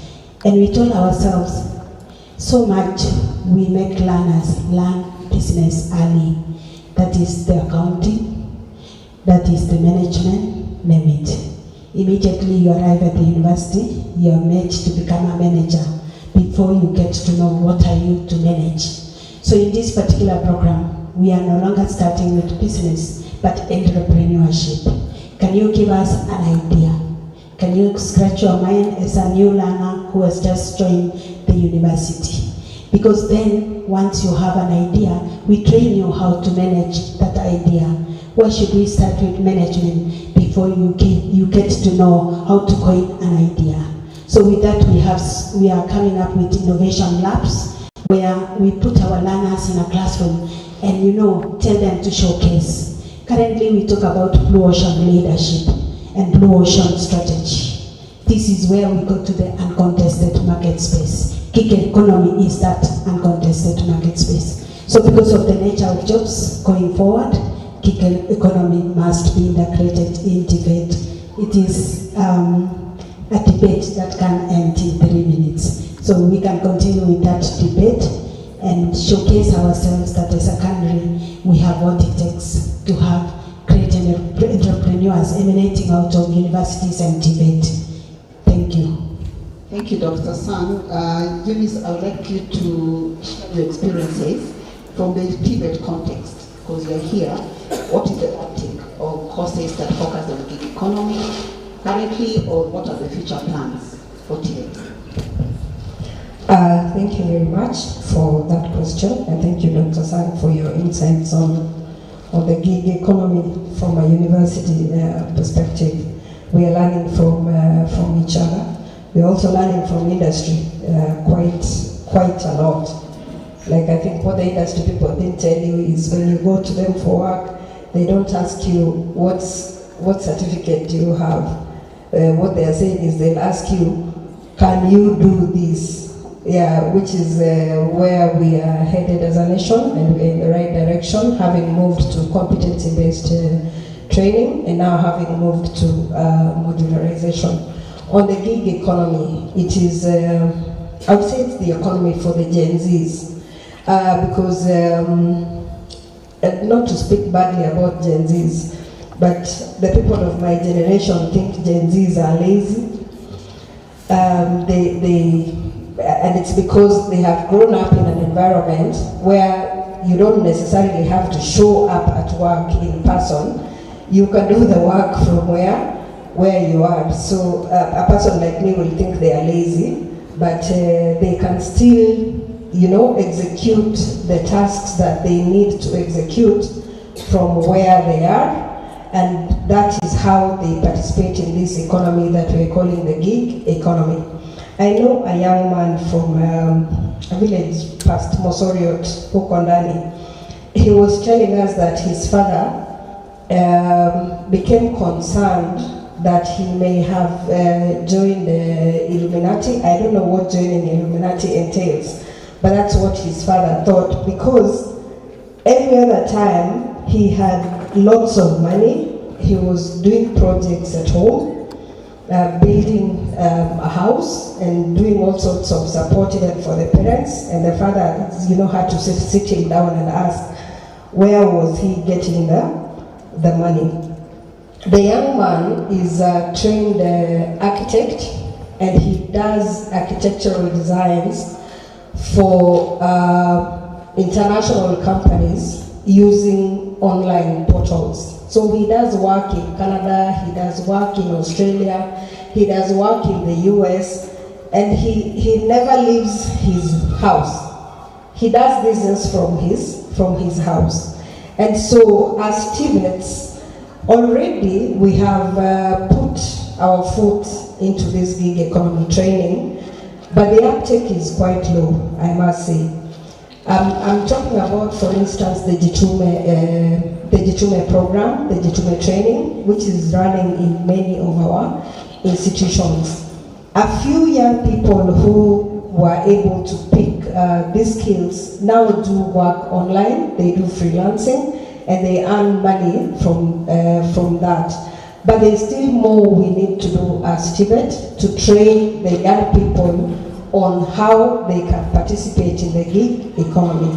There's still more we need to do to incorporate training on working online, training on freelancing, training on the use of the disruptive digital economies now, the AI and others. So we still need to find a way to infuse this into our curricula, so that when someone leaves with either the micro credential or the full credential of a diploma or a certificate, they also know how they can put to use this certificate in an economy that is not what we are used to. Yeah. Thank you very much, Dr. Stephen. Yes, Dr. Asgar, as she has said, most of these people have a mindset.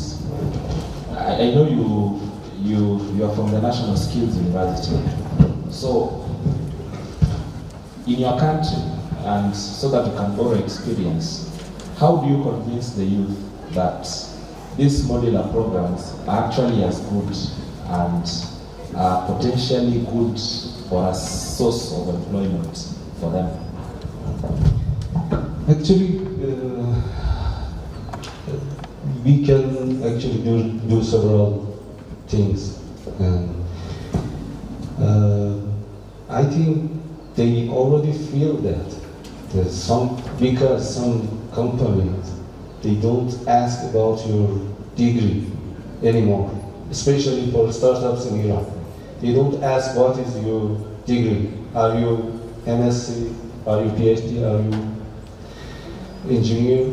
They just, the lady said that they just ask, what can you do for us? Can you develop this app? Can you help us to actually do the digital marketing? And right now, I think the new generation are very ahead of us, ahead of the system. And they already find this concept. And this is much easier for them. It's not laziness. It is much easier and rational for them to learn relevant skills in the short training course and to find job and do the job. For gig economy is very good example. India and Pakistan is competing with each other to actually win the competition in the freelancing economy. You know, there are lots of big companies all around the world, US, Canada, Europe. They are seeking for young and talented people in IT. You don't have to migrate there. You just sit on your village along the beach and have a laptop, do the job, and paid by dollar. It is a new concept, a new actually culture of the way we are living and the way we are working, as well with the way we are upskilling and skilling. Thank you. Before we wind up, because we're in the process of winding up. So I know a few years ago, about 3 or 4 years, in the United States Army, they removed the compulsory requirement for somebody to have a computer science for you to work in their computer department.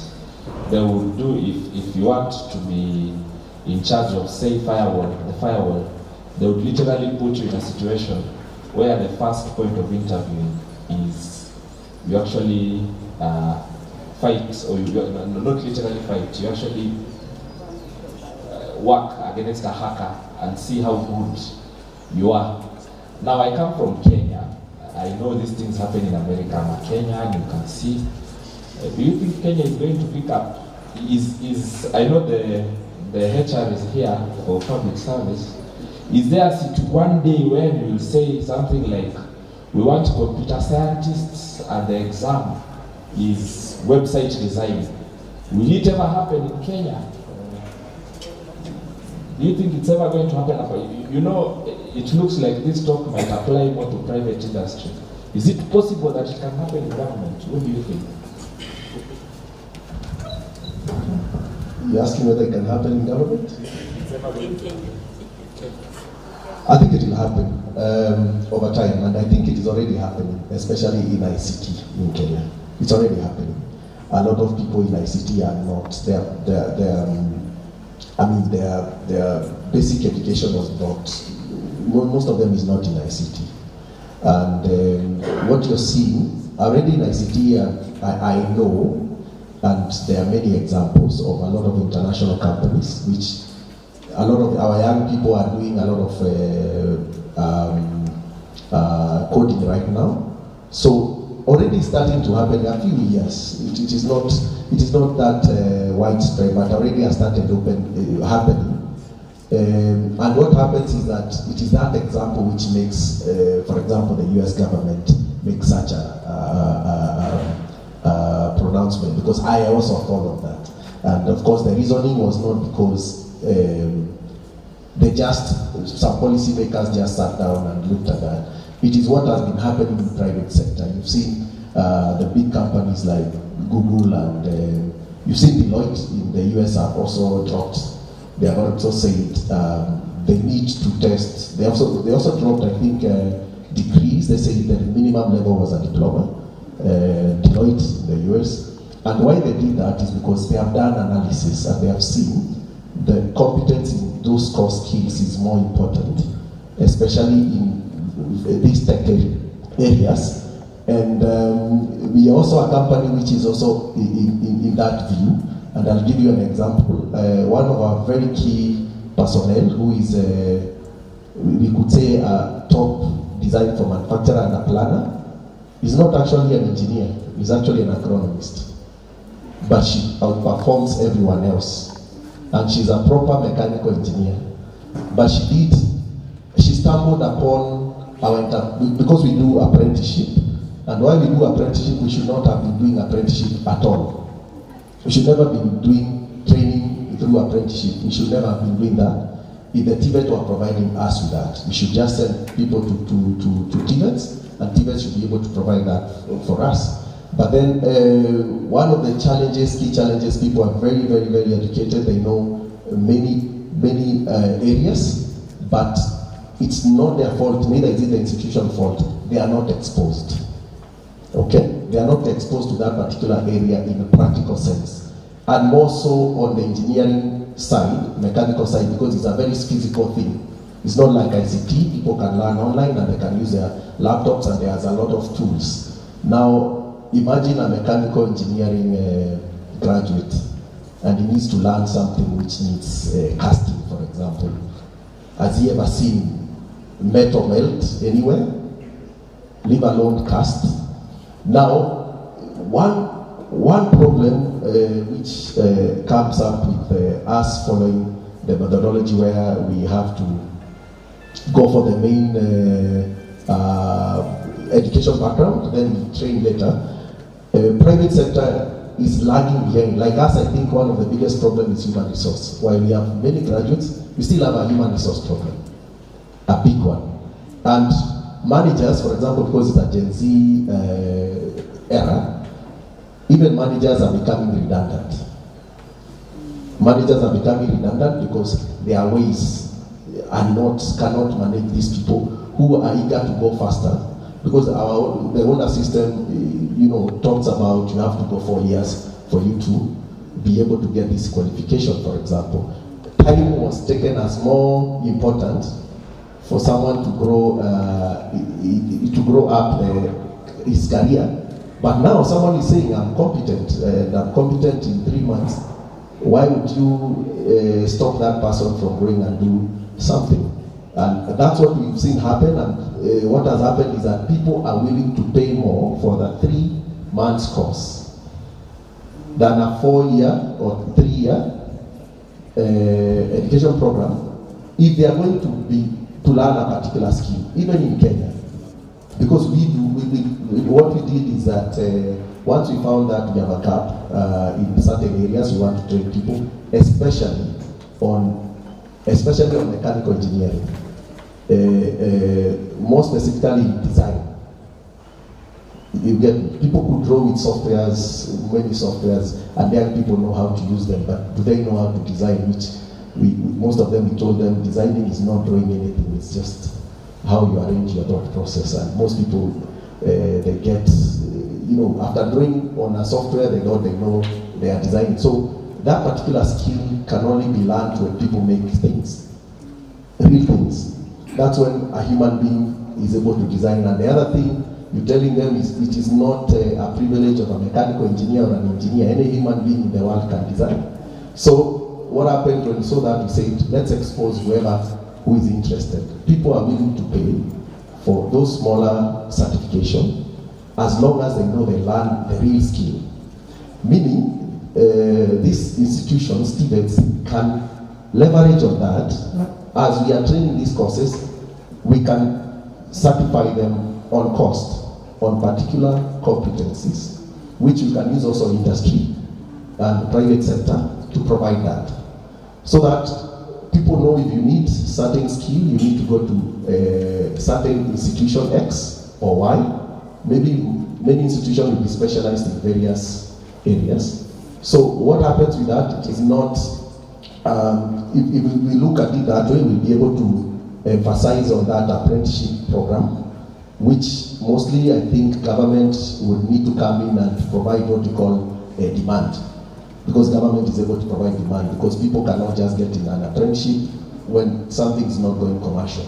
So I think it's a program which, through policymakers, we can see whether it can be integrated. I don't think it's hard. I think it's more of TVETs coming up and resolving how they want to move. Thank you. Thank you very much. 1 minute minutes before we go to the next session.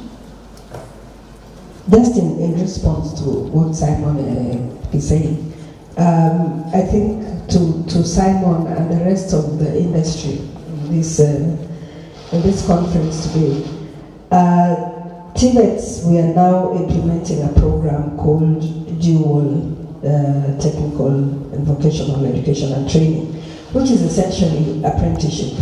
So we are required to have the student 50% of the time in the institution and 50% of the time in industry. To respond to the problem that you're saying, that we have young people who do not have sufficient competencies or sufficient skills joining industry. So we invite industry to step in and really take the apprenticeship program seriously as we implement the whole vocational training, because it's really beneficial, because then you have a student who already understands your processes because they have spent 50% of the time of their training in your institution. Yeah, thank you. Thank you, Eunice, for that add-on. And our next section now will get questions from our participants who have been very patient. We'd like to give the first two questions to our student trainees. If any of our students here would like to ask a question to any of the panelists, then we come now to the scholars, academia, and practitioners and policymakers. For students, do you have any questions for any of the panelists?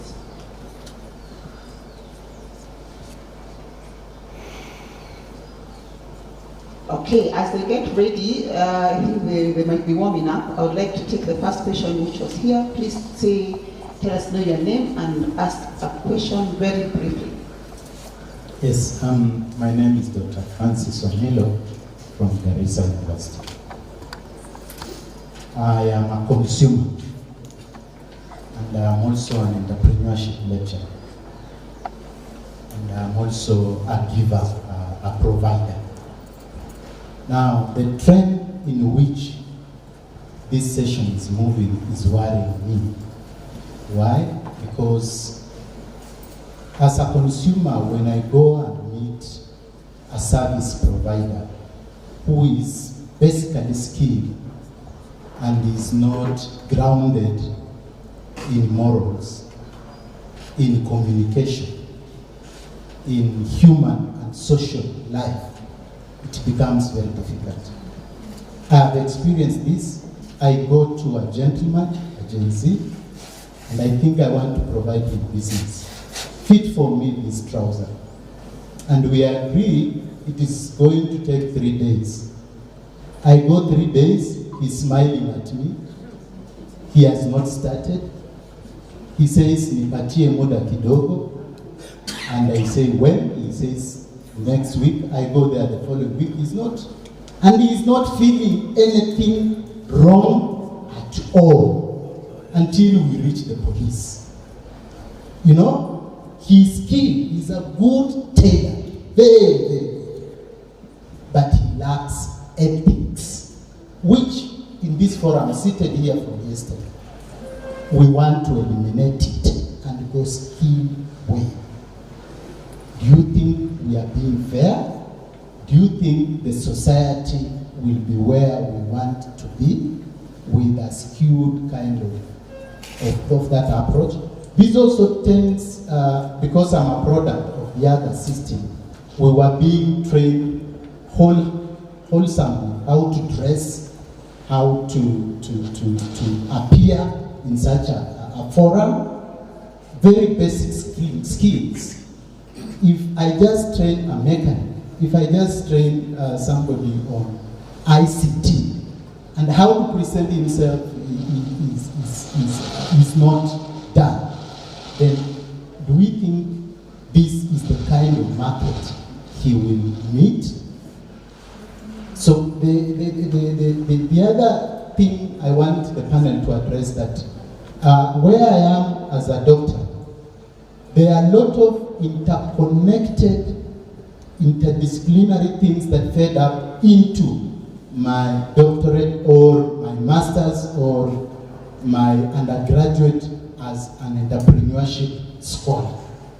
When I could just study entrepreneurship right from primary to university and university postgraduate without touching English, without doing some kind of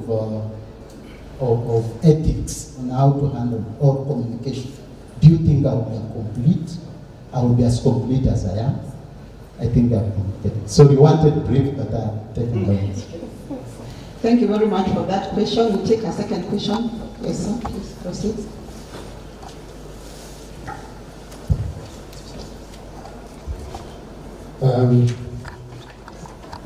Good morning. Good morning.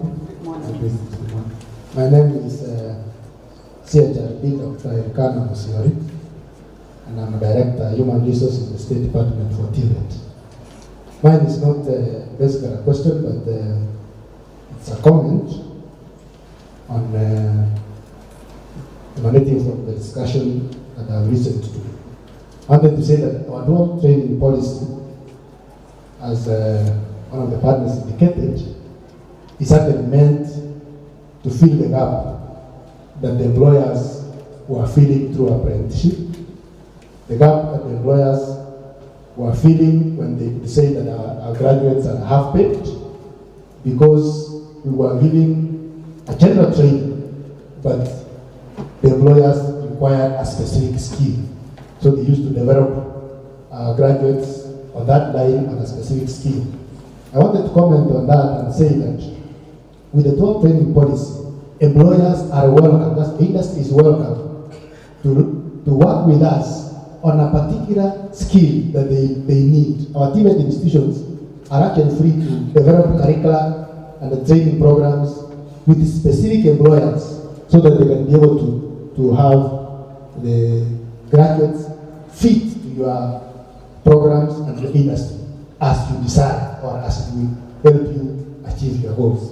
Right now, I'm aware that the principals know that we have even international companies that have collaborated with us, signed up MOUs with us, so that they have particular skills trained together with our TVET institutions, so that these graduates will directly fit into that particular work program of that particular industry. So I wanted to stress that the industries are actually welcome to dictate, let me use that word, dictate the skills they want us to train to be ready for that. Thank you. Thank you very much for that emphasis on industry dictating, you can use your words, what the institutions need to do. Yes, our brother from Uganda. Thank you very much. Some of them can hear my name.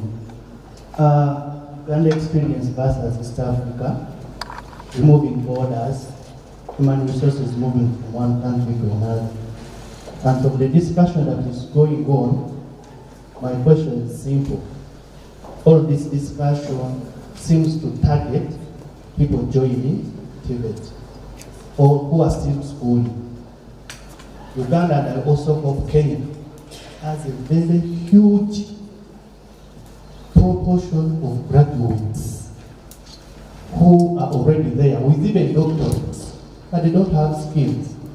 How are we going to play this? Especially in the light that even in Uganda now, I don't know what is in Kenya, some people are still 20 years to 30 years in service. They started, but they are there. They are going to block in simple terms those who are coming. So what programs are there? Because if we are going to put it in TVET, there are those Gen Zs, I hope the Gen Zs are already out of TVET and so on. So there must be something to think about that. And my last one is now the talk about AI versus skilling. You are going to skill these people, and tomorrow they are saying AI. Have we thought about this? Or we are going to create another group of people whom you promised that we are skilling you for this job. How do we try to balance these two? Thank you. Thank you for those very insightful questions. We would like to answer to those three, then we'll take another round, if you allow us. Yes, we have three questions. One is on soft skills, the disconnect between very competent graduates who do not have soft skills.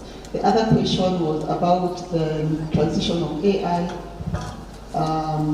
having trained very competent graduates, but then they go to AI as the option.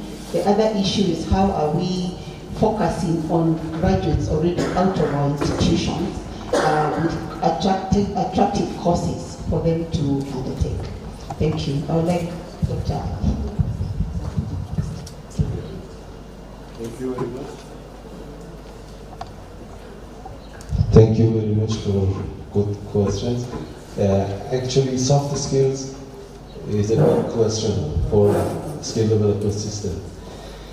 How can we integrate it? It goes for development stages in TVET sector in the world.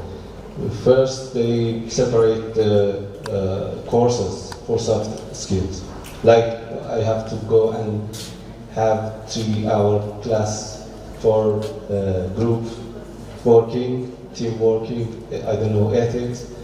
But right now, the recent development is that we have to integrate it in the context. As I told you during my presentation, we don't have lots of resources to teach a long list of the soft skills that we have to develop in the human resource. There is just one part that is on TVET sector. There are other responsibilities. For example, parents, society have to teach and actually provide a context and raise these kind of skills inside from the very beginning of the childhood to the end of the life. So, but we have to consider as a TVET very specialized soft skill that we need in the context. For example, if I am a tailor, how can I be responsible tailor? How can I stick to the deadline? And this kind of things. And we can integrate it with the curricula of the TVET. I mean technical curriculum. This way, I think we can manage to transfer the most important one, skills, soft skills to the actually trainees. And the most important part is these kind of skills, we learn it through doing a real job. When we go to a market, or when we go to employed somewhere, then we are started to learn, because it is the authentic context that we can learn that and we can improve that as well. So TVET, all the responsibilities is not on TVET. We have to consider that. The TVET main responsibility is to develop the relevant skills, no matter soft or hard, for the labor market needs. And I want to add some other things that it's a good practice from Iran. We involve some private institutes. They develop shorter training courses, especially to the needs of the labor market. And they interact, instead of us as a government institute, they interact with the trainees and with the industry. They find what the job opportunities are available. They develop training and tailor training for this specific job. And as one of the doctors said, the student can spend lots of money for even 3 months training course, because they knew that they are sure that at the end of the 3 months they have a job and they can do something to earn money and they can start living actually. This is, we have to, it's very hard for TVET institution to do so, but we can do partner with this kind of institute to help us. And we have to consider value chain from the training to the labor market. Thank you very much. Eunice, you'd like to add something? Thank you very much. Just to add to what has been said, and in response to Dr. Willow, it's already been suggested that the discussion on soft skills permeates, every level of education, permeates the society and the churches and everything. Mosques, that's where we learn many of these things before we come to TVET. You will have learned a few things in primary, some in secondary school, so this discussion on soft skills needs to bring on board the entire education system. Because there are foundations on ethics and morality that can only be laid when someone is still very young. So we need to have a discussion with the entire education system and even the society. That said, I think there is a misunderstanding that we must correct as members of this panel. What is happening with modularization is not to kill the soft skills. What is happening is to have the soft skills embedded in the training of the core skill. That is what modularization has done. So that, for instance, if you were to take a soft skill such as numeracy, being able to measure, being able to do those things of counting and what, that should be taught even as a student is taught, the core skill. If you're teaching a plumber on what they need to do when they're interacting with a client, you have to teach them how they are going to assist the client to come up with a quotation.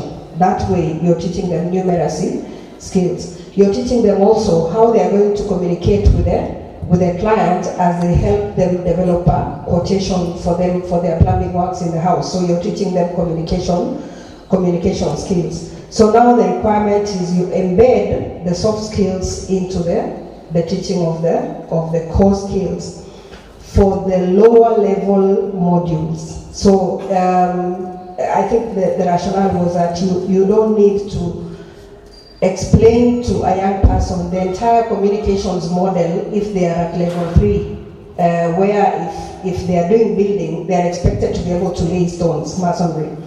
They are not expected to be communicating with the clients a lot. But at level 5 and level 6, we actually have units on soft skills, which are taught as embedded and also slightly as separate units. So you have soft skills being taught separately at the higher levels, where you're saying these are going to be the managers once they leave the educational institution.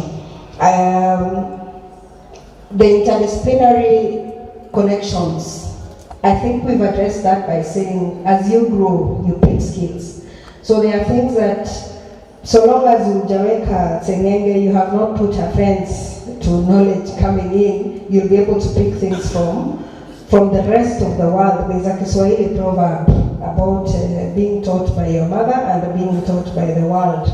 So there are things you will have learned from the world that you may not have learned from the TVET institution.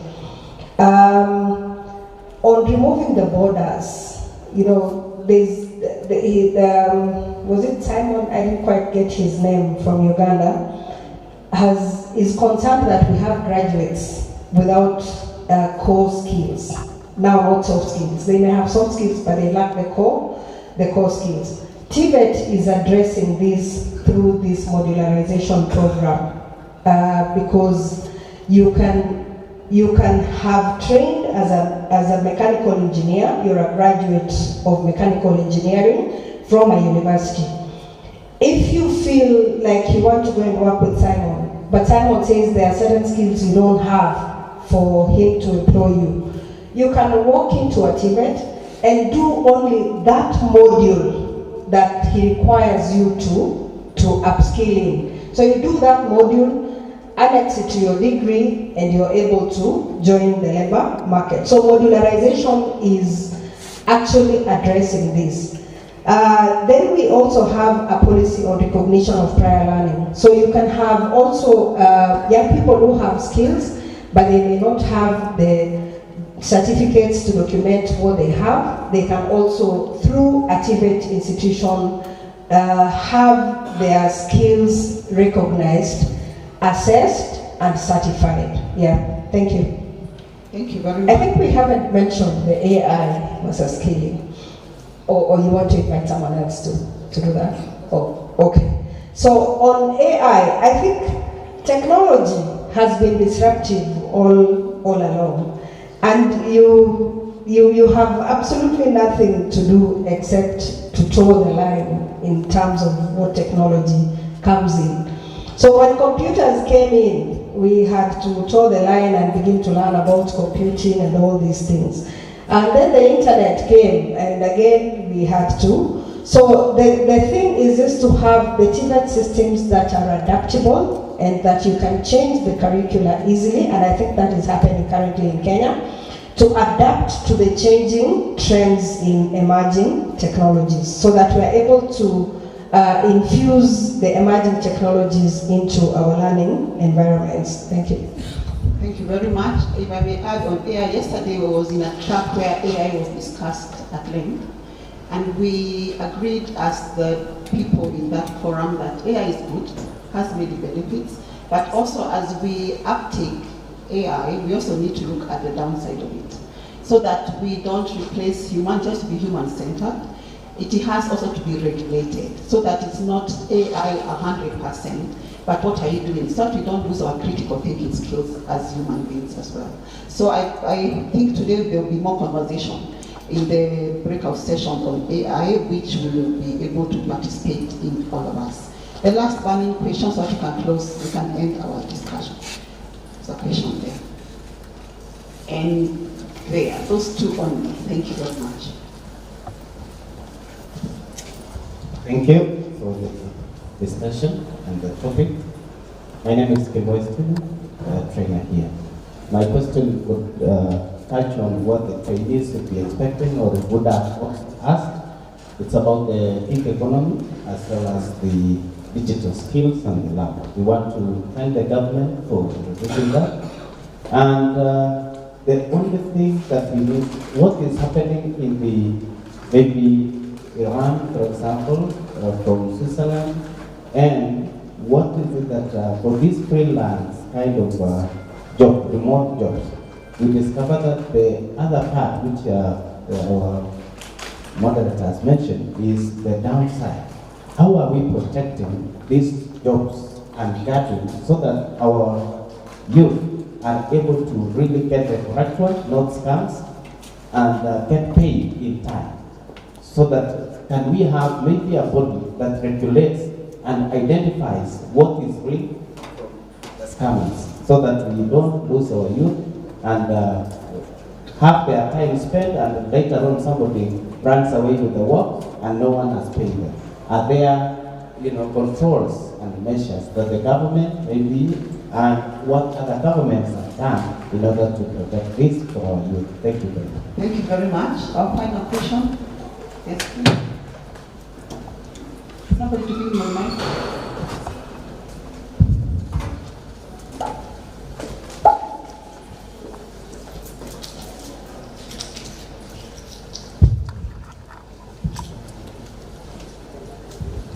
Good afternoon. So my name is Luis Mamachi. I'm a trainer at Business Department, Business and Legal Studies. So for me, I just had a bit of concerns. The first one will go to the industry, and it will dwell on the issue of gig economy. So I would want maybe the industry to respond about gig economy and the issue of the capacity that the gig economy can hold. Up to what capacity can the gig economy hold? Are we anticipating that if everyone wants the ship of gig economy, are we foreseeing a future where the online jobs and the digital works that you're mentioning being saturated? So I wish a response on that. Also to the industry, I wish the industry to respond based on the Kenyan market. As you emphasize on the gig economy, what the industry at a local level, we Kenyans, what the industry is doing to adopt and adapt the gig economy, because the issue is all revolving around if it's gig economy, the mentions are from international brands and international companies such as Fiverr and Upwork. So I wish to clarify on the same. Then I wish to contribute on what Daktari said on values and what is going on from schools. On the same issue of gig economy, maybe you can address the same on the issue of where there is much encouragement on working digital and working online. But they have mentioned the issue of monitoring and the issue of regulation. Are we seeing people getting into the digital world and we are having a global environment, and maybe they are going to adapt values and virtues that they bring back home, and then we are now having the discussions of where the values and the virtues that probably agencies are having and in line with that. So I want maybe you address that in line with the national goals of education and how we integrate it with the issue of digital and global. Thank you very much for those questions. I would like to invite Simon and Lanza to respond around the gig economy regulation, saturation points, and how the industry is being used. Briefly, 1 minute.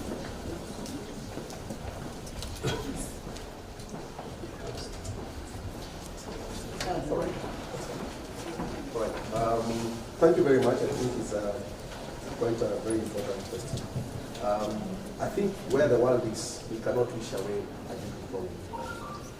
Looking all over the world, we've seen emerging economies, even AI, emerging technology, sorry. Emerging technologies, we've seen a lot of people who have been doing gigs on those areas. Have been able to come to the mainstream, then find standardization coming later.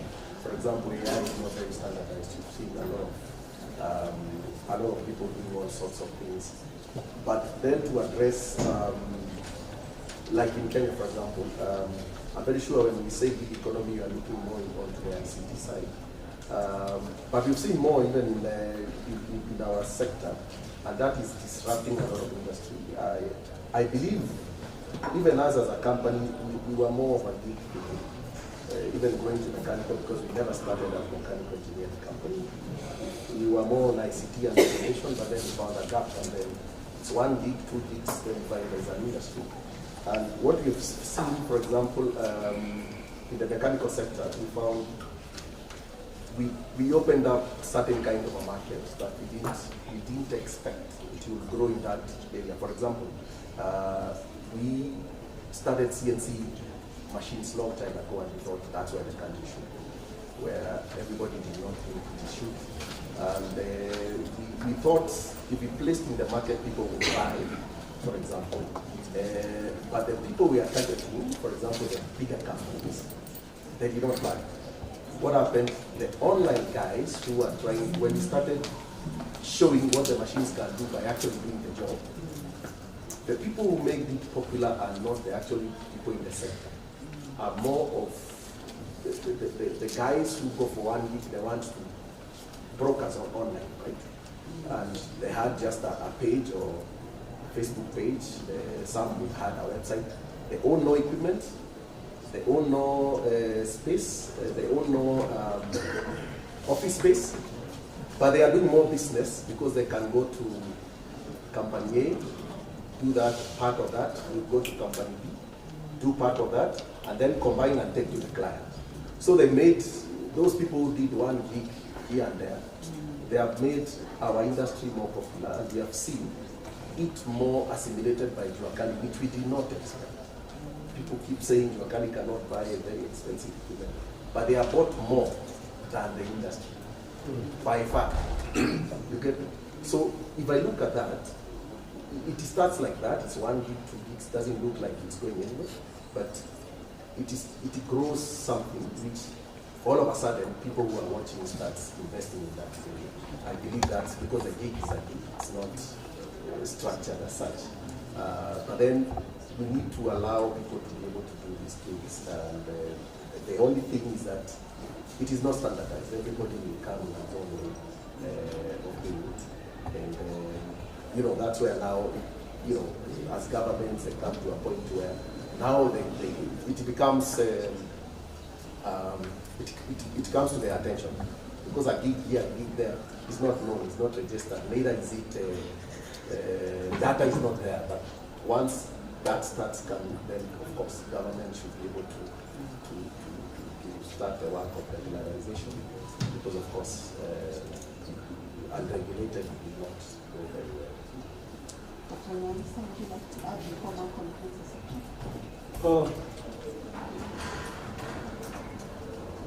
I want to avoid answering your question directly, but let's look at from the investment perspective globally. Every day we have 123 to 130 million online viewers looking at AI. That is the research. And one of the things we are looking in there is jobs. So investors are putting in billions of money in technology and emerging technologies. AI, that's where most of these billions are earmarked.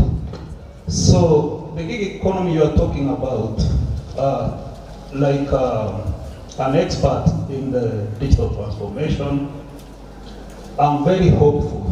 I'm looking to that future where these investors are trying to create direct jobs. They can be remotely, but they are, at the end of the day, these are going to be full-time paying jobs.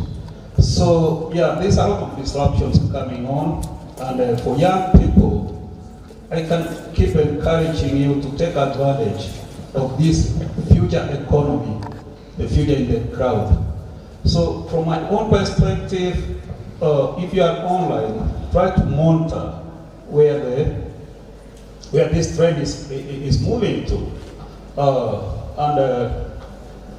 Technology is the only thing, people of my age, it has found us here.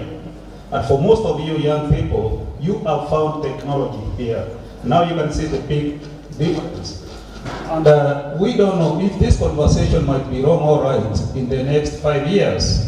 So every day, the way the technology, there's a lot of new things coming.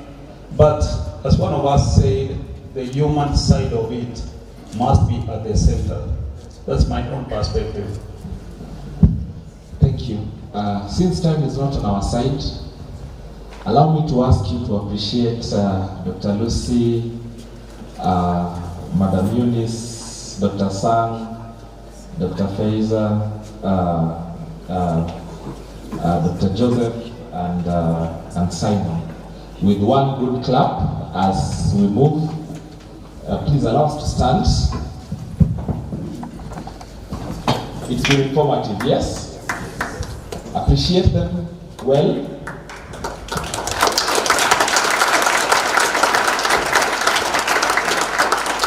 That one was also for a photo. I saw the cameraman come so we can smile. Let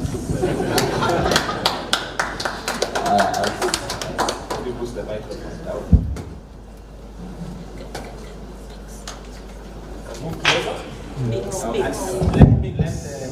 Oh, we can blend, sorry.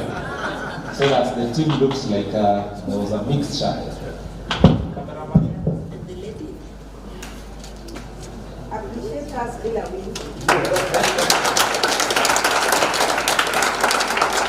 Thank you. Allow me to invite the MC.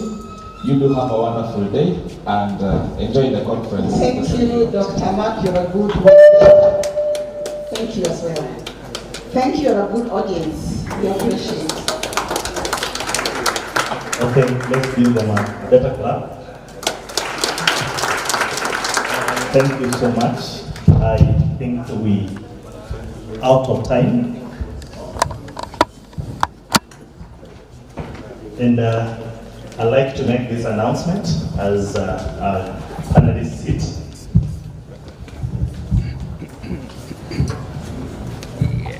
We are sorry we late, we not taken our cup of tea. And because of that, I'd like to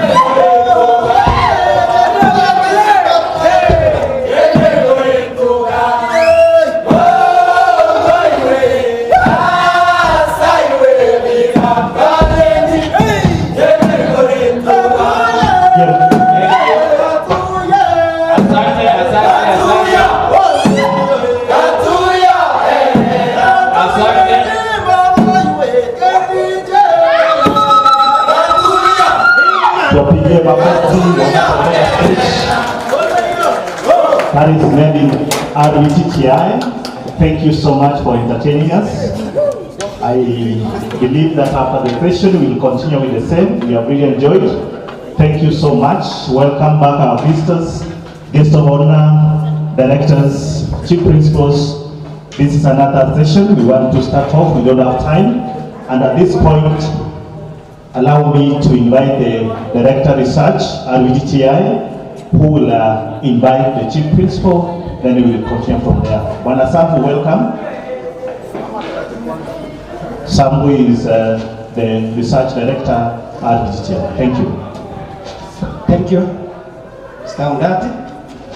I want to take this opportunity, our Chief Guest, our Director, our Editor-in-Chief, our Chief Principal, the editors who are here, and all the presenters. Good evening. I want to take this chance to thank each and every one of you for having come this far. We have come to the end of our conference, 13, the national conference. So behind me, I have my team who have been working to make this journey a success. So I have my committee members who was working with us all the way through planning. Just by the show of hands, I have to recognize you. So we have Secretariat. You can stand. The committee members, Secretariat, we had a very strong team. Almost 40 members. Those who are here, just you can stand. Yes, thank you so much. So the team, we really appreciate this success we have all achieved. The presenters from international, we also thank you. And our internal presenters coming from across different institutions, we are humble and we thank you so much. That's the only thing I want to say is God blessing. Wherever you will go after this, we pray that may God take you and bless you for the work you have done. This journey, it was a success because of what you did. The publication that we had so many papers. Even we really tried, and eventually we were able to finish in time. So the presenters, thank you so much. This time now, I want to welcome my Chief Principal, so that she can invite the guests who are present with us, and she can proceed from there. With a clap of, let's welcome in a special way. Welcome. Thank you very much. We're running out of time, and that's why we are trying to avoid a lot of protocols. Forgive us for that. We acknowledge that it has taken all of us to bring this conference to what it has been. How has your feeling been? For those of us who are coming here for the first time, how did you feel? International.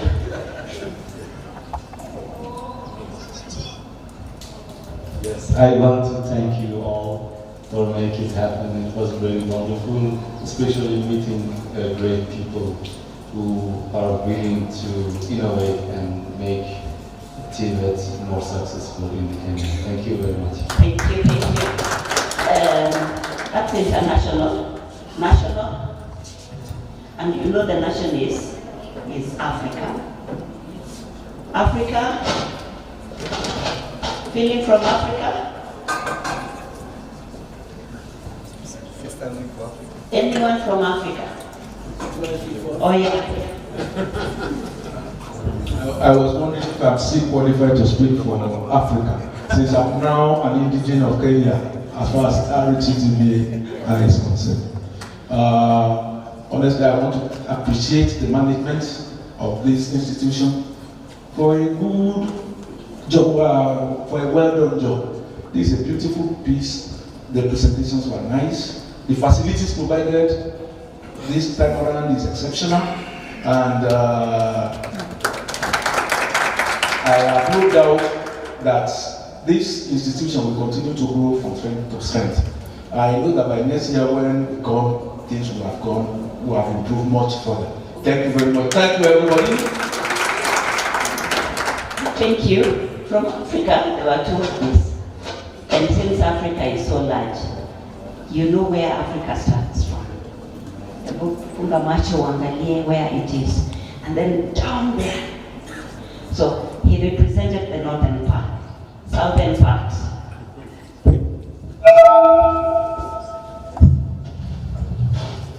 Thank you. Thanks, Madam Principal. I just want to convey my sincerest thanks to you and your management team. Whenever I come to Kenya, I go back blessed. And I'm very thankful for being here, and thank you for the good accommodations.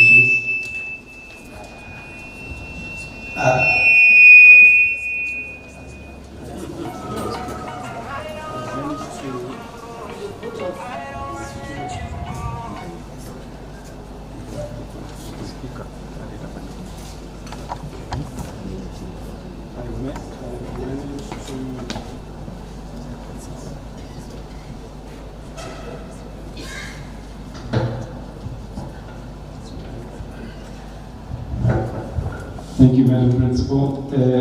Even the interactions with the other colleagues, our new colleagues and our old colleagues was wonderful. Thank you very much.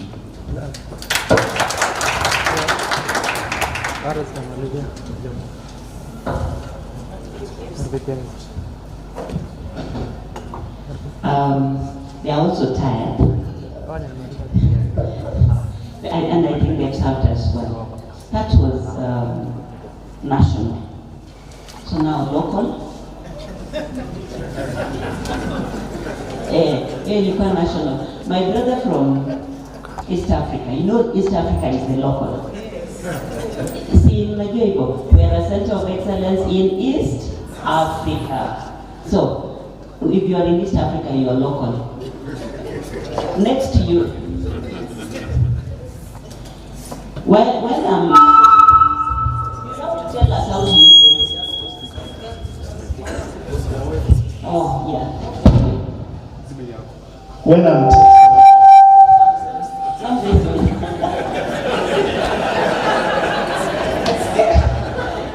we're also learning how to use these things.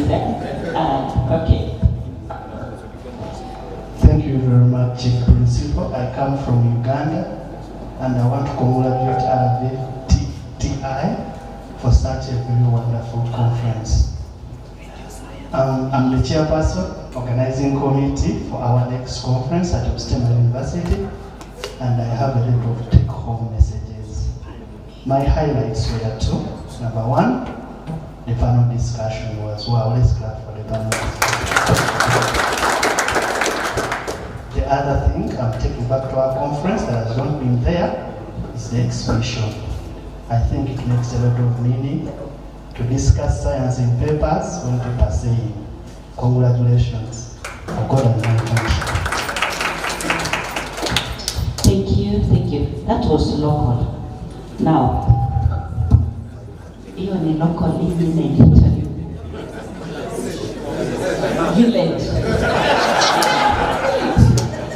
Now, the village, and it must come from a GNC. Because all this time, all these people who've been talking, walikuwa busy.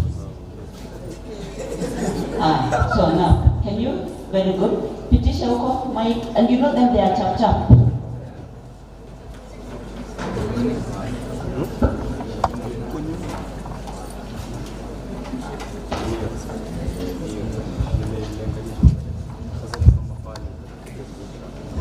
Yeah.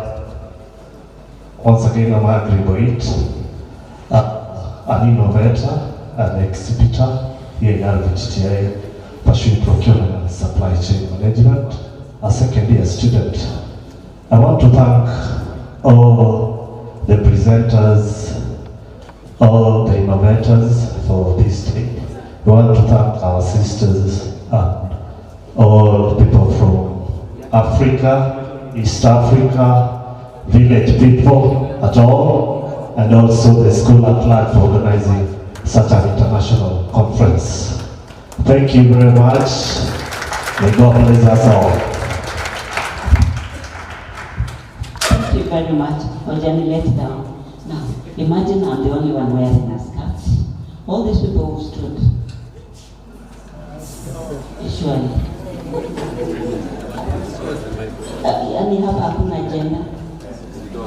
Patisha kwa agenda mahali. Please raise up your hand. Please rescue me. Honestly. There is my beautiful baby here. There, yeah, it's you. It's you. Pitisha mic, chop chop.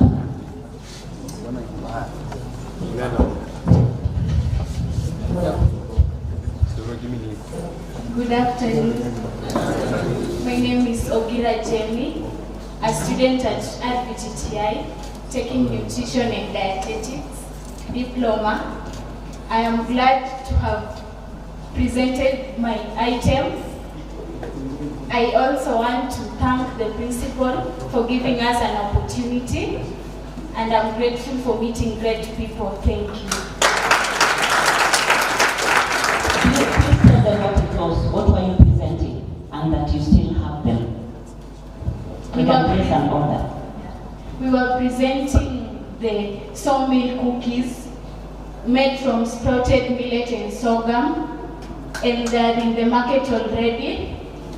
It is being consumed also outside, and we are thankful for the opportunity also. Thank you, thank you, thank you. We have the locals who are not necessarily from RVTTI. Bado wako. Yes. We were not alone. We are not mean people.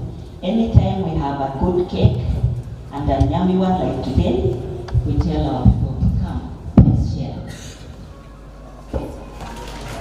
Allow me to write down the protocol present. Alvin Rokich. Good afternoon, everyone. I'm a local resident from Eldoret, from Catholic University, and I'm grateful to be here. I've really enjoyed the food, and also the presentation was amazing.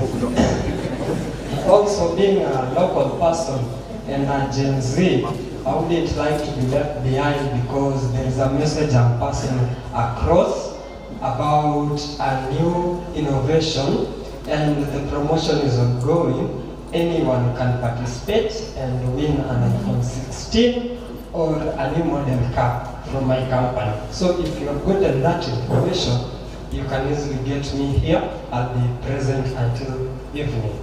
Thank you for the platform. It's a really nice opportunity to have been in this place. Thank you.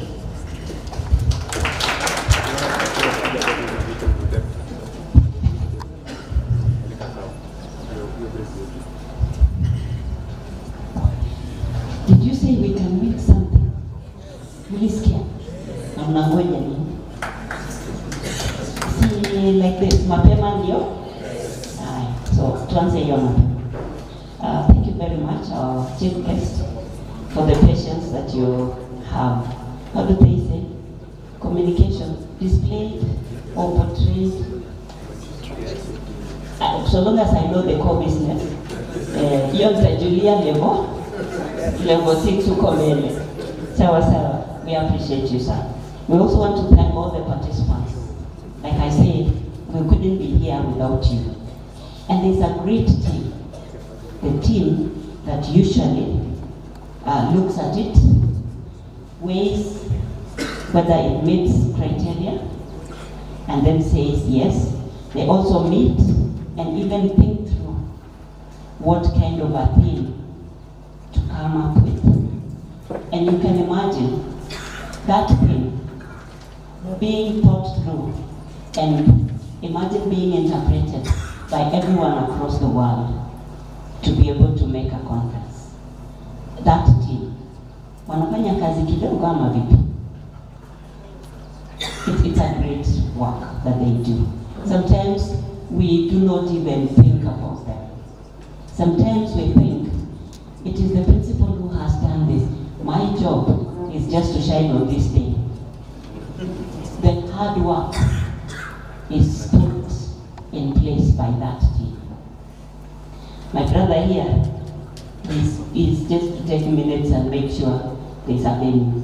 But that team thinks through, looks at what is happening in the world, and coins a theme and organizes all the sub things. I know many times we do not recognize them, but today we want to say thank you. Thank you, the team led by, they say you are now editor-in-chief, by the chief editor, Professor Wawero. We are very grateful. The team that you lead, and if you look at these people, they are so humble. Sometimes I wonder, how do they manage? Anyway, they are big people, but they carry themselves like this.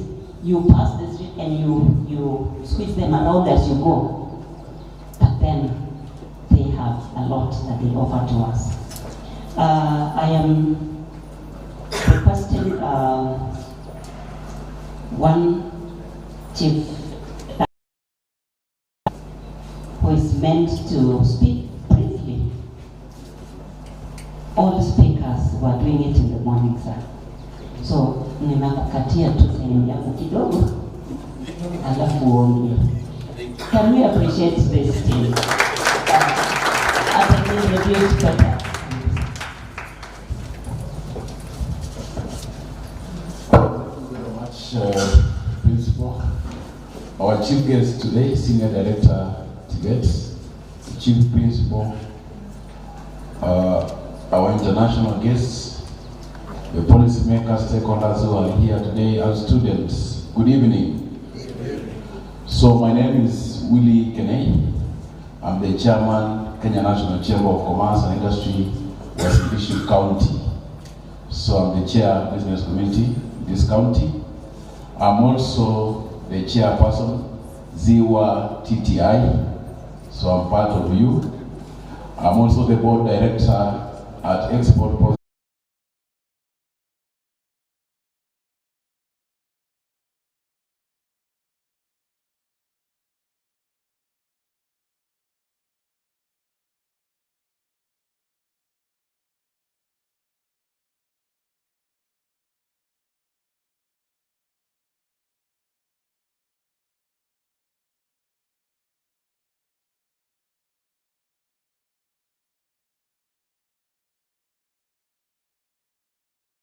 Training, and we also want to embrace it.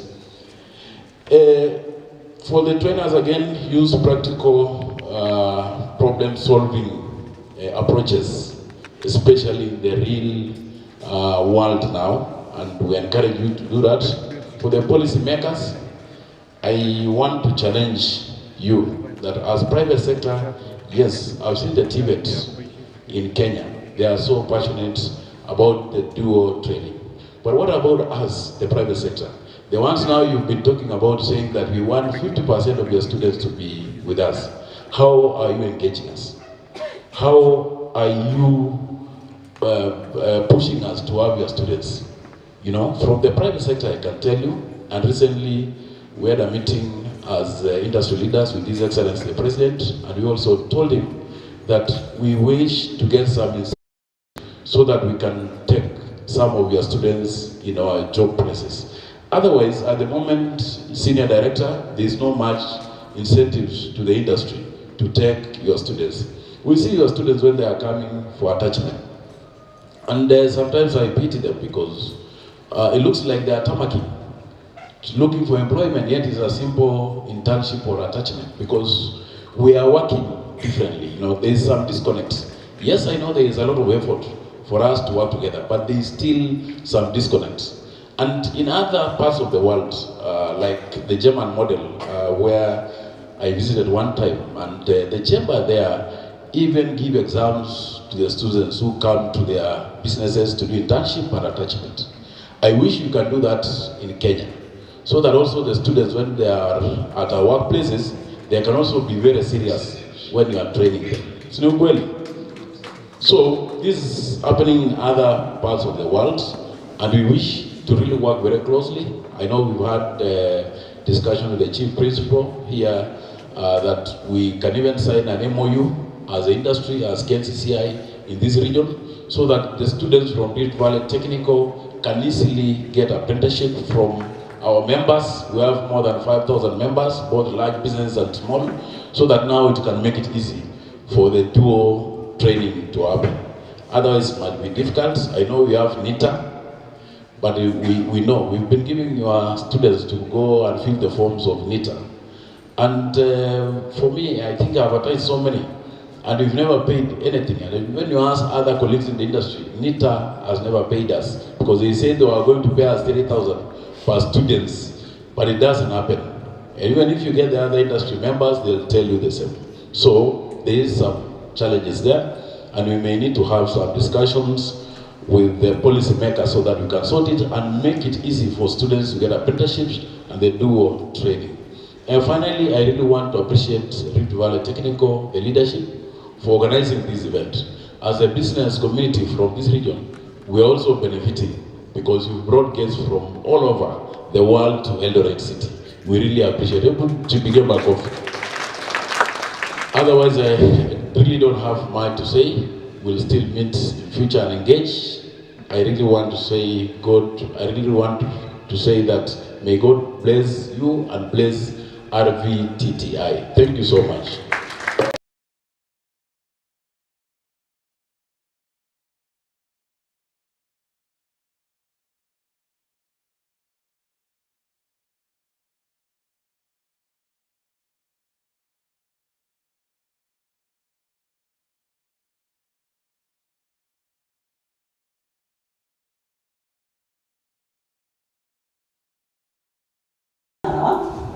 Kitambo atoke hapa. Side track. Now the rest of us, the trainers we have, right? We thank you very much for coming. Director, they are a team. The products we ordered inatoka kwao. Yeah, they also promised that they will sponsor us. So I'm hoping we may receive for this event. We really thank you. Like I said, I may not talk, yet I am talking. I want to request our baptized editor-in-chief, the chief editor of the editorial board, to take up the program briefly so that we celebrate. Remember we said at the end of this hard work, some of us will go home smiling, but then the rest of us will be a happy lot.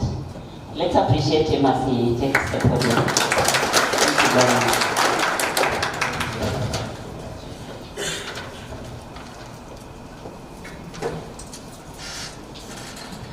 Our chief guest, senior director, chief principal, all protocols observed.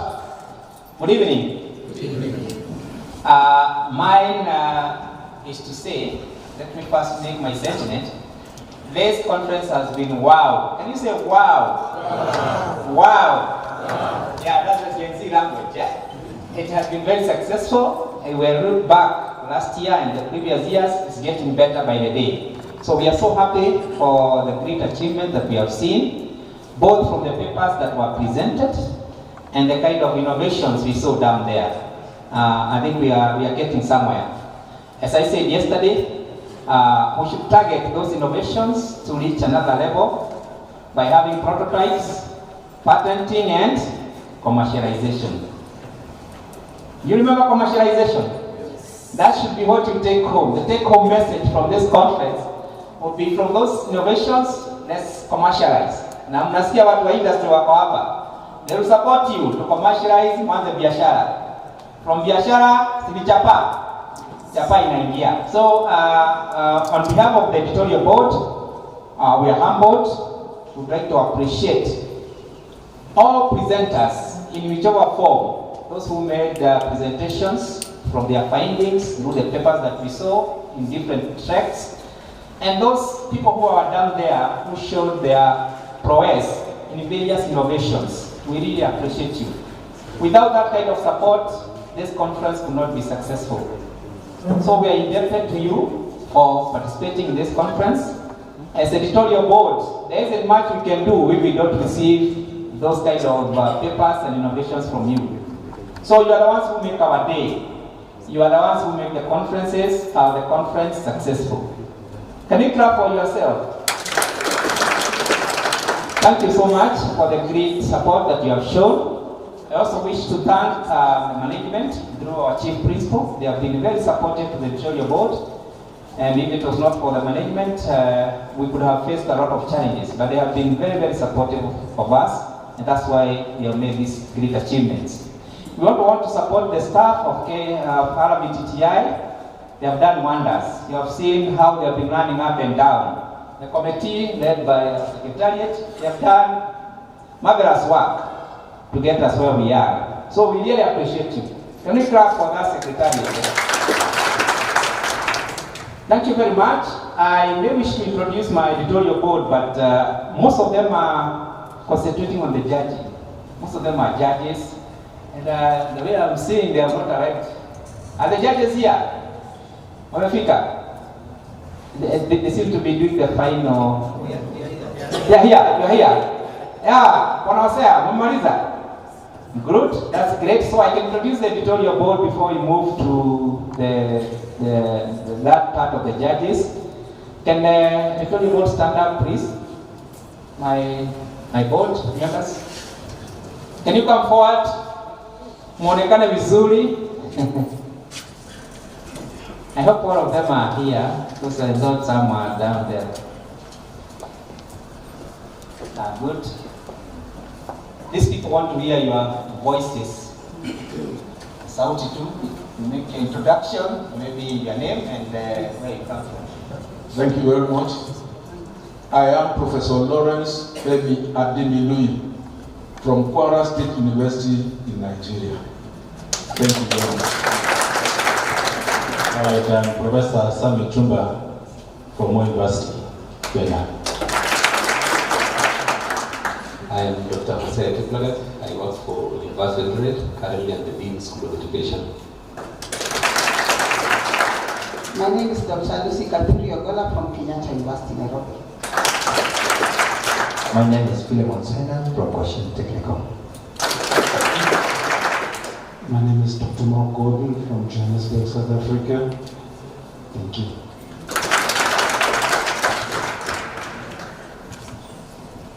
That's the team that is available. We have others. Yeah. Okay. We have others who are missing. Dr. Mark Odero, who is one of the secretariat. And we have online editor. Yeah, so that is the team, and I'm the managing editor, Chiriot Sambo. And we have the one, Agnes Rono, should be around. Dr. Rono also, they are still around here. And we have one from Germany, Dr. Kesine. Yes, I think that those are the full house. Thank you. Thank you so much. You can sit down. We are soon going to hire our friend from Iran to be part of the editorial board. we are going to engage you so that we become we have a representative from Asia. Yeah, thank you so much. I think now we are doing those introductions. Madam Principal, can I welcome you so that you can invite the chief guest before we go to judges, or we start with the judges? Judges. Yeah. Dr. Hosea, are you able to take us through the judgment? I think you are through with their exercise. Can we clap for these judges? They have been, these people have been standing down there until I was also feeling pity on them. From yesterday, studying, and now they brought us some fruits. So let's appreciate them. Karibu sana Bwana Hosea. Thank you so much, our Indian chief. Today, our words have reduced because of the work that we did from yesterday. And thank you so much, our chief editor. I know you have exposed that, what the team had. and we appreciate for that. Otherwise, I will go very quickly because of the time. And this is that moment that all of us were waiting for. And just to give you just a brief highlight, and then I'll just read the outcome of the competition. We had 43 entries, and out of the 43, we had one entry from Kitale National Poly, 2 entries from the Eldoret National Polytechnic, and then we had 4 from Kabete National Polytechnic, and then we had 5 entries from Koshin TTI, and then the host had the highest number, which is 31 out of 43.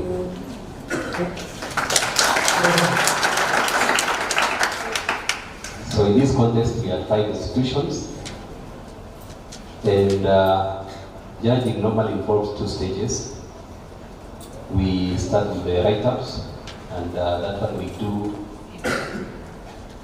did a while ago. And that one normally doesn't carry a lot of marks. The one which carries a lot of marks is the on-site judging. Because that is when we want to see the real work. We want to give more weight. And as that's been said, is that the judges came from both the RVTTI and also external, because we wanted to ensure that the process is as fair as possible. Because when we come in, we don't know some of these people are doing these innovations, but we want to give the best judgment as possible. One of the things that, this is a competition, one of the things you notice that a big number of the innovations did not meet the 2 stages. That is the write-up. The others who had write-up never appeared in the final stage. Others came in the final stage, but there was no write-up. So out of the 43, we had 26 incomplete, which were either missing the first part or the second part. The ones which were complete that met all the requirements from the beginning was 17 in number. In the categories of the innovations, agriculture had 6, and then the general engineering had 12, and then ICT, we had 3 from ICT, and then nutrition, food and nutrition, we had 6, and then we had applied sciences, like the one they were removing the aluminium from that milk bag. There were 2, and then environmental there were 5, like those ones for cleaning the river. And then from the area of building and construction, we had, because that we registered purely as that building and construction, there were 3. And then the beauty, the one with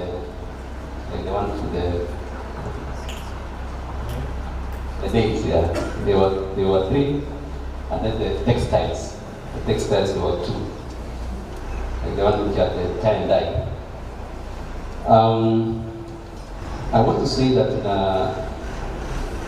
as we come to the end of this exercise, I know it was a very rigorous exercise, and as a team, I want to assure that we gave it our best. And today, as we announce the winners, sometimes I've read and sometimes we define champions as people who surpass others in a context. But I also found in another context that that one of the ways of becoming a champion is when you give it all to a cause. So I want to say that even if you appear in number 43, we want to assume as a team of judges that you gave it all. And probably you'll come out of this place as a champion. So I want us to see all of us, like what the principal say, that the rest should leave this place happy. So even if you don't come at the top, we want to see all of us in this place happy. One of the things that we observed is that during the presentations, some students have very good innovations, but I think it's something we want to encourage. Probably you need to be rehearsing before the D-Day so that you know how to do it. Because you will see a good innovation, but in presenting it is a challenge. I know we don't focus so much on that, but we wanted to try to see how we can share that. And some of the innovations we realized that it can have students from different disciplines. And our thinking is that even as you build the innovation and as you sell it, you can easily win the market when you have the experts, or what's called disciplinary in one team. And maybe this is something that we need to see in future coming, so that we see how to move on. Otherwise, I will go very fast to the next stage so that we see how the outcome was. And in these awards, we normally award 1 to 3, and then we have the Principal's Award that comes after the first 3. Now, because the number was so high from RVTTI, we say that we can start from somewhere, just giving you the results how we fell on. We had 43 who entries, but I'll begin from number 15 so that some other issues can be covered because of the numbers. So in number 15, we had a project on Bluetooth controlled solar powered lawnmower by Kir Morgan, and I think it was the leader from RVTTI. Thank you so much. That is a win. And then number 14 was also from RVTTI, the extraction of hair from banana fibers. That is Mara. And actually, you notice the judges, we are the team of 8. So by the time we are running at an average, we are very good average for you. Yeah. And number 13, we had an innovation from Goshin on microfolding greenhouse in a raised nursery bed by Maxwell Limo. Thank you so much, Maxwell. Then number 12, we had an innovation from RVTTI on EcoGrow automated greenhouse by Lana Kintai. And then number 11 was an innovation from Eldoret, the Eldoret National Polytechnic, intelligent fire extinguisher by Lewis Masinde. Very good. And then number 10 from RVTTI, the innovation is Eco Purified Water Purifier by Byron Boyer. Thank you so much. And then number 9, we had the innovation on agri-dairy, Kenya Dairy Farm Management by Aska Chilimo from RVTTI.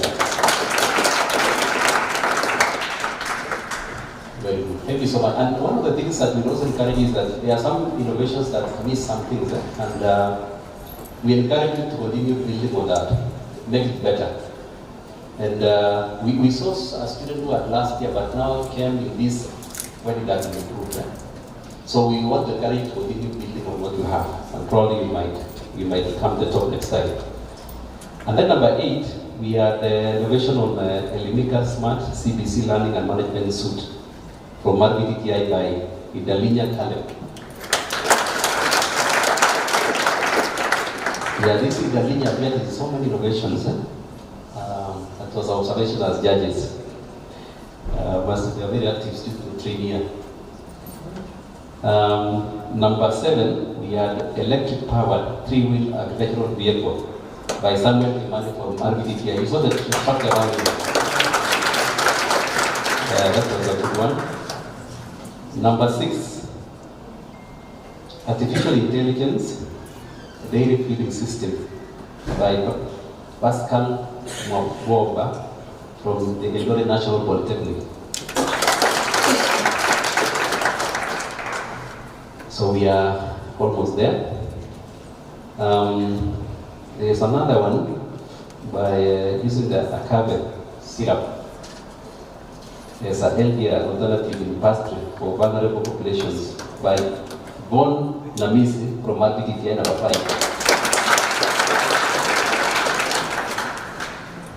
So we are coming closer. The next innovation, which was number 4, and that is the one that received the Principal's Award. I don't know what the amount is the principal to show us. I know there's an award for that. This is the one on Yami housing. It was all about the hostel management that facilitates bookings and payments. And this system, the owners of the system and the ones who own the hostels will be working together to be able to organize this. So this is Jamii Housing, and this is by Stephen TVET and Matthew Alokita from RVTTI. So you start coming in front, just come your team. And that is Stephen, Matthew, and Okita. So let's clap for them as they come. Welcome the chief principal to award, to present the award, the winning team. Come forward. This is for the principal. DJ, as we do that. Let's clap for them.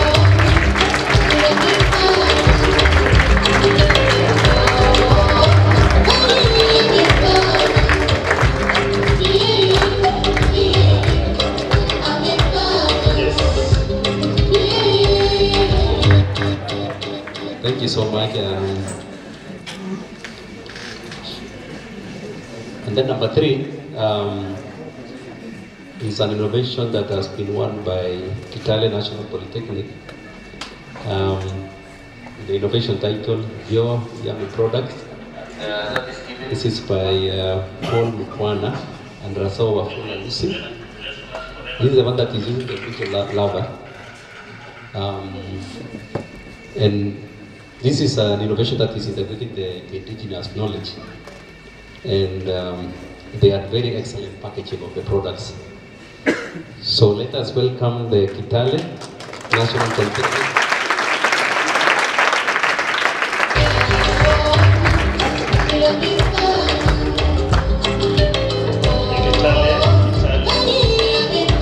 Congratulations.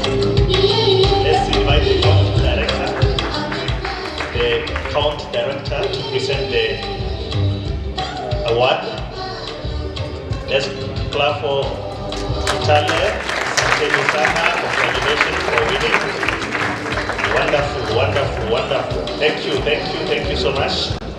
Yes. As we said last year, this is real money. This is real money, and we can attest to that. This is real money. Now we come to number 2. This is an interesting innovation that was managing class attendance, and it was done in a way that you can only mark yourself present if you are within a certain environment. It was geo-fenced, so it has some distance. You can't mark yourself present when you are in the hostel. You have to be inside the class. There's some distance at the class. So this is the innovation that is Nakili Smart Class Attendance by Elvis Malala and Caleb Daninya from RVTTI.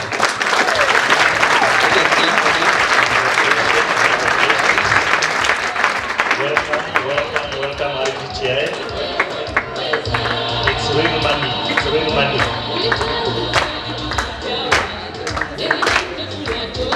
Yes, Willie Kennedy, Henry.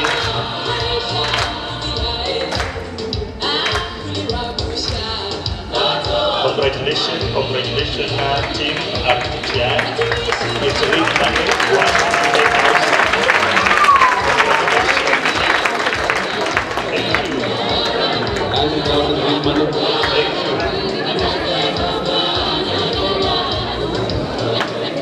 Thank you so much. And the winner for 2025,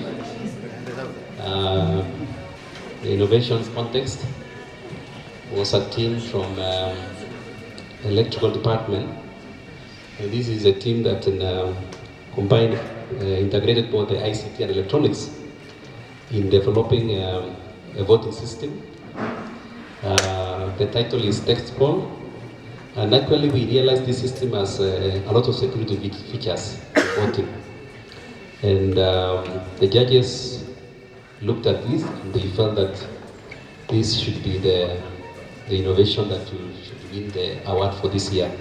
And this is, the title is Text Poll Express System from RVTTI by Bahati Isaac and Panelist.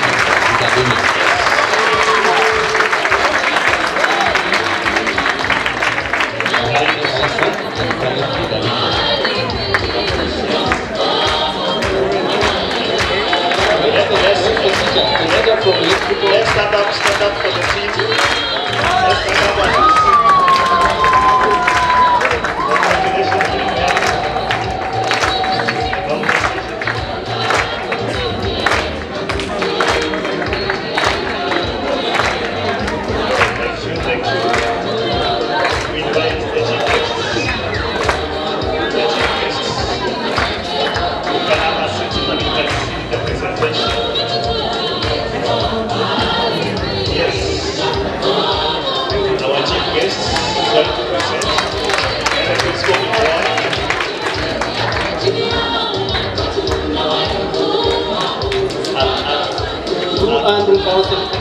Money. Before we sit, I invite the front seats, all guests to stand before them as we present this real money.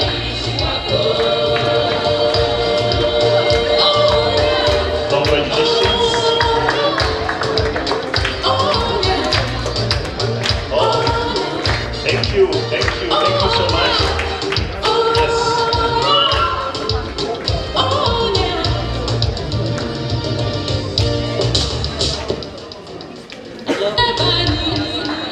To interject that this is a homemade solution that is in use now. We have adopted it and we are currently using it to monitor our own class attendance and the voting over the student council. So we encourage others to come and use it. Thank you. Thank you so much, Madam Principal. This is something that as external judges, I didn't know. And I think we did our best. We didn't know what is being used in our year, but we saw it and we felt these were very good innovations. Otherwise, for those of us that reach somewhere in developing the innovations, continue, and then we'll meet here next year. Otherwise, our chief guest and all of us here in attendance, we want to say thank you so much for giving us this opportunity to serve you in this exercise. Thank you so much. Thank you. I think they have done us justice. Thank you so much. Can we clap for the judges? After seeing the money getting round here, 200,000, I think I feel encouraged. So those who didn't get the check this year, should aim at getting it next year. That's what you should swear, that next year it is your check. So I wish to welcome the Chief Principal to take over from here. Thank you so much. Thank you very much. This is the team I said we hardly appreciate them enough. Tunaona hata makofi benda chini. Hi. This is it. Let's and then we do, what is it called? Riap. No. We'll do the Ugandan way. And this is how we say, Asante sana. Aya. Ndio hiyo demo, please stand. Asante sana. Nyongeza tena. Yes. So the last one you make it louder. So twende. Asante sana. Nyongeza tena. Now that's it. That's appreciating them. Because we cannot pay them. They are beyond us. Thank you so much, sir, and your team. If you saw how hard it was for them, they've done this the whole of yesterday. I don't even think they ate lunch yesterday. Today, I think they just sampled. So that at the end of it, we have what it has come to be. Thank you so much.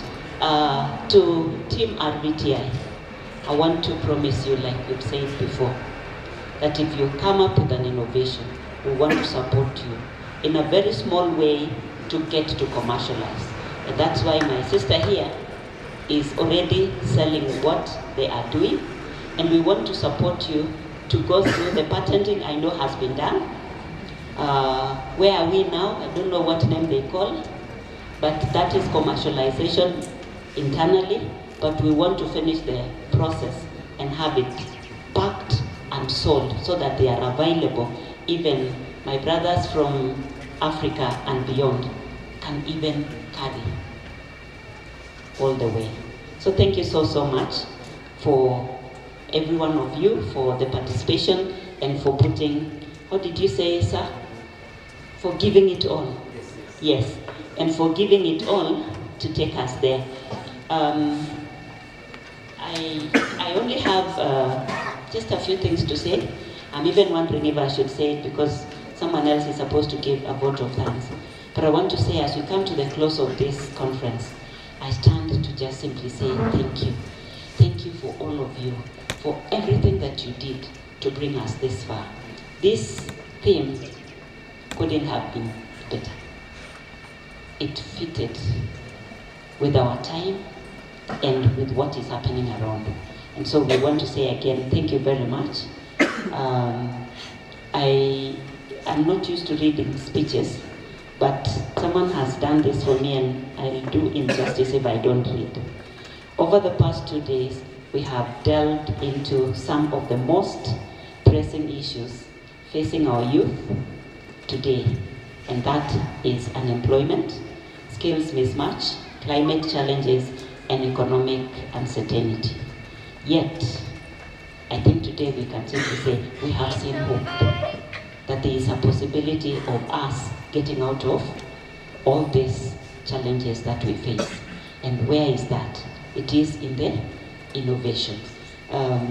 Yesterday when our brother from Uganda talked, he asked how much of the innovations that have been, the best 10 innovations in Kenya. And I was looking around to see, I think all of us knew the first one, which was M-Pesa. It is our innovation, but are we benefiting? Okay, we are benefiting because it is helping us, it's making transactions easier. But the innovator,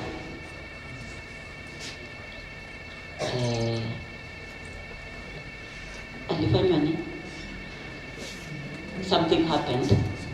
I'm told he was short-changed, not long-changed. The other innovation I think that was close was about that Maasai boy. And for those of us who come from marginalized places, we identify with that and we know some of the small things. But I do not know if the government has actually actualized it and made it, like a homemade remedy that sorts, not just Maasai, because we also have these other parts that possibly, it may not be a lion, it could be something else that is terrorizing. And yes, I felt so sad that other than not knowing them, we haven't done much. And that is the reason why we stand here to say, we want in a very small way to protect those that have thought through and have come up with innovations, even if it is in a small way. I know those of us who have relatives across the nations, beyond, maybe in Australia, maybe in the UK, German, wherever. Usually there is something they say. If there is someone coming, please tell them to bring for us something. What is that common thing? tea, majani, ingine, roiko, ingine, managu. Si mnaijua hiyo? Managu. How does managu get across the continent to wherever? How do they do? Is that not innovation? And you know, we used to do it. Our parents used to do it. But what did we think of? Oh, we looked down upon them. And if they gave us that stuff, it was terrible. Then someone who is in the UK is begging, please, don't forget. Don't forget that one. You can forget anything else, even your own personal whatever. But that one, start with it. Perfect. Can you imagine? So innovations have actually been there. All we need to do is, in that small way, if we can do it and transport all the way there, why can't we do it even better and use it within? So I want to request that Team TVET, that let's not just do innovation, because RVTI is having this conference and there's going to be an award. The award is just a one-time thing. We have to go beyond. We have to actualize. We have to make it our culture. The story of Faraday. I was just looking at it. I love that scientist, Faraday. And I was thinking about Faraday's law. And there are many laws that he came up with. Can you imagine? He took himself to school. And worse still, you know, you heard what presenter said. He used his, hey, you were not there. He used, it is hard, ladies to do their mangozetu, to do how they use them. But he said he used his wife's petticoat as an insulator. He didn't have anything else. It actually means he was that poor. And that petticoat was, I guess it may have been made of cotton. So he used it to ensure that insulation, so that the electric currents wouldn't hit him or wherever. And then I'm just imagining, you saw the first picture, how it was so ugly. Today when you look at transformer, who can imagine that it came from that one? I didn't even think that it was related. I thought this was a whole different thing altogether. But look at the way the transformer is and think about where it came from. Why am I speaking like this? I know many of my people. When we finish with either the TVET fairs or the conference, we have finished with that stuff. Story? Fisher. Yet you could see what Faraday did. And today, we use the generator for the good of all of us. That innovation, that little thing that you were able to do this time, the ones that they said they were incomplete, don't go and throw them away. Go and rework on it. Madam Juliet here has been doing something and reworking, and when she comes, I tell her, do something again this part. It's not meeting. Go and do whatever. I don't know what she does, but when she brings to me, because I am the consumer, I'm like, what if it was like this? I don't know what she's going to do, but for me, I want it to be like this. See, I'm the one who is going to consume. It should be appealing. So what she does is her business. So she goes back. I don't know if she molds, if she does what. She doesn't throw away. She redoes. She works on it. And the next time it's wow, it's better than what it was last time. That's what we are saying. We must innovate, even if it is in a small way, but then we must go a lot higher. I never meant to talk. I want to say thank you. Thank you very much. We are coming to the close, but before I do that, I want to just see, by show of hands, how many institutions are represented here. RVTI, tuwapigie makofi. Caution, someone should be giving me a list so that I don't miss anyone. Caution, makofi, asante sana. Endopoli, obviously, wako. Thank you very much. We usually call them our elder brother. Kitale Poli, makofi. You saw their packaging, RVTI, did you see their packaging? hata mjaniuliza, na hiyo kitu si very expensive. Next time usione yetu ikikaa sura mbaya hivyo. Si mmefanya benchmarking ama vipi? Wanasema ukienda mahali hauweki macho kwa kapu, unaweka ikitembea. Kuna group ingine Kabete hawako. Gani sijasema?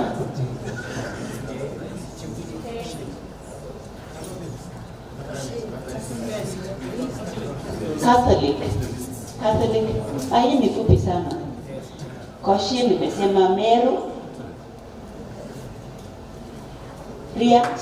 Meru, tupigie makofi. Thank you so much. Unajua huku hakuna mlima. Thank you for bringing the mountain this way. Tuwapigie makofi ya kutosha. Thank you. React. Wameenda mapema, but tuwapigie makofi. Huko pia hakuna left, but they came all the way. Anyone from Western, my place? Western, unaweza nilete? Good. Western, I don't know which institution.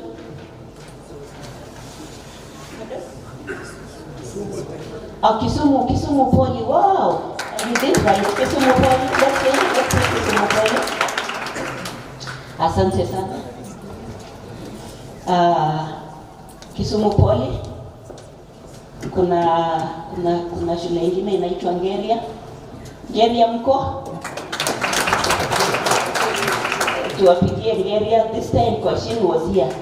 Next time we expect Ngeria and Tarbo mko? Thank you very much. Kwashin sikuona their boss akisimama. Tupigie makofi. Thank you all who were part of the journey. Thank you very much. Ni wapi nimesahau? KIST. TVET ni wakubwa wanakuwa kumbe. AIC table. Oh my. Thank you. You know, we think TVET, we don't know that there are other people who are doing a lot of work. Thank you very much. We also started a TVET school. Wow. Thank you. Welcome. You are in the north lift, so please register. Secretary is here. You should be included in the forum. We do not leave anyone behind. Alafu tunaenda TVET. Makofi kwa TVET. Kaiboy. Thank you. Kaiboy to work. Kuna wengine? Yes. Mruadiki. Huyo ni mtoto wetu, alienda mbali kuliko wengine. Asante sana. Thank you for coming. Nimesikia Olesos.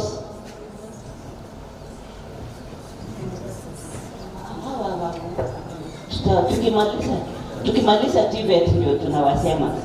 Haya. Kisi? Michuki. I'm told Michuki was also there.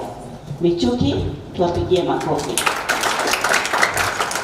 If we are finished with TVET, we go to the universities. We have Baraton University, I think was the farthest. Baraton, thank you very much. Yesterday they were supposed to do a speech, but because they sat here, wakasahauliwa. Poleni sana, but we recognize your presence. Thank you. And they still have goodies, don't go home without them. The other university, UOE. University of Eldoret. Wako kwa wingi. Asante sana. More University. Thank you.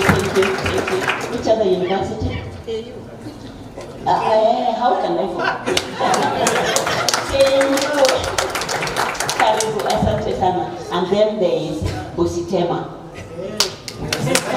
Yes. I cannot say Gauteng. And then Okwara State. Yes. The one from Iran, I'm not very sure. But I know you work in an institution just like National University of State. Yes. Let's appreciate them. Thank you. Have we left anyone? Yes. USIU. Not open, you know it. Yes. USIU. Makofi kwa USIU. you very much. And then now we have the partners. We have the gooseberries, goose delight, jina lingine sijui wanajiita aje, tunawaita marafiki wa Mboni, wametoka lakini walikuwa. Oh, they are still displaying. Please sample their products, they are very nice. Don't go home without something. Na msisahau ile yetu ya Kitale. It is inaitwa nini? Ile tunapewa when we go for conferences, alafu breakfast. Alafu tunachota hapo, tunaongeza na something else. They have it. We have tested, director and I have done it. Thank you very much. Our other partner, of course, Baraton, Open University, and then we have the TVET Regional Labs. Badomko, thank you for being part of us. And then we have finally the chambers, these commerce people. Thank you for walking this journey with us. I cannot continue. Time is not on our side. Allow me to. Prisons. You know them, they don't come to sit here. Their products are marvelous. Prisons too, they have been faithful partners to us. Thank you. Oh, they're here. Thank you. You know we keep saying you're not here and you're here. Thank you very much. Thank you for being with us every time. Of course, don't go home without any of those products. Allow me to invite the council director to just greet us and invite the chief guest to close this occasion. Thank you, Madam Chief Principal. So our chief guest, Director Human Resource, Dr. Elkana Mishori, Host Chief, Host Principal, and other principal of TVET present, presenters and speakers, board members who are still here, our visitors or visitors from across the other countries, but first, good evening. Our chief guest, on behalf of my colleague, and also as a representative of our PS State Department for TVET in the region, I would like to welcome you to this county, which is called County of Champions, and also join our principal and other members of the management and the connectors of this conference, which is international conference, the 13th international conference by RVTTI. When our chief guest, we are not only champions in athletics, we are also champions in TVET and higher training. On TVET, we have 6 constituencies in this county, and we have 8 TVET institutions under our ministry, our state department for TVET. So actually, we have surpassed the number of institutions in each county, and all of them actually are equipped with the state-of-art equipment. And of course, they are center of excellence in the various disciplines, and RVTTI was the center of excellence in all disciplines. As you can see, our chief guest, we are aware that most industrial countries, if not all of them, they actually became industrialized through TVET. It was through TVET is when they actually became industrialized. And our country, what we did initially, actually did the opposite. We were killing TVET. And yet we had a vision 2030 that by the year 2030 we should be industrialized.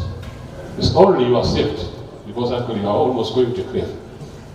We were in ICU, we were saved by our president when he was the Minister for Science and Technology. That is around 2009. When he was transferred from Minister of Agriculture, those days, you remember what happened in 2007. Then he was given a ministry, a very big ministry, Minister of Agriculture, after that. But now, because of those political differences, he was transferred to a very small ministry. That was Ministry for Science and Technology. The other people thought he has finished, but to us, he was our savior. Because when he came to the Ministry of Science and Technology, the number of TVET institutions under the ministry were only 39. We had 19 TTIs, 16 Institute of Science and Technologies, and 4 national polytechnics. But now, through his effort, the number of institutions has been expanded. Of course, when he was the minister, of course, he created more institutions. When he was the deputy president, he also embarked on more, and even now when he's the president. And currently we have over 240 technical training institutions across Kenya. And all of them are equipped with most of them are equipped with state-of-the-art equipment. And we are, maybe by the time, in the next 1 or 2 years, we'll actually have an institution in every constituency, 290. So we are actually on the right track. We have a vision, that is Vision 2030. And the vehicle to take us to attain that development is actually TVET. And the drivers of those vehicles are actually our graduates with different skills. That's why we are actually embarking on CPET. And also is actually improving the CPET. Then now we are actually on multiple programs so that we can achieve that vision by the year 2030. That's only 4 years. That's only 5 years from now. And if you could have been placed on TVET at the time we started on this vision, then you could actually have achieved. I remember Malaysia, they had a vision by the year Vision 2020. That was supposed to be industrialized by the year Vision 2020. But by 2009, they already achieved that vision because of embracing on TVET. So we are actually on the right route. Now, we have been here for 2 days here, and I do hope that whatever we have learned, we have shared, we are actually going to implement when we go back to our institutions. As was noted, or as said by the Chief Principal for Secondary School of TVET, our problem actually is the development, the implementation. So if we could implement what we have learned, or what we have actually decided, then we can actually move very fast. So let us maybe hope that whatever we have learned here, we have shared here, we are going to implement for the betterment of our country. In fact, I remember when I was in South Korea, that is in the year 2012. It happened that one of my trainers was actually trained in Kenya on management skills at KLA. And in fact, he was asking me, he was telling me that we are actually, our heads are okay. Because that time, we are ahead of them. And now, they are ahead of us by far. And of course, we could give so many deposits to my trainer. But now, let's forget about that, and actually let's go and embark and press on TVET quality training. Now, of course, this was a competition, and always in every competition there is a number 1, number 2, and so on.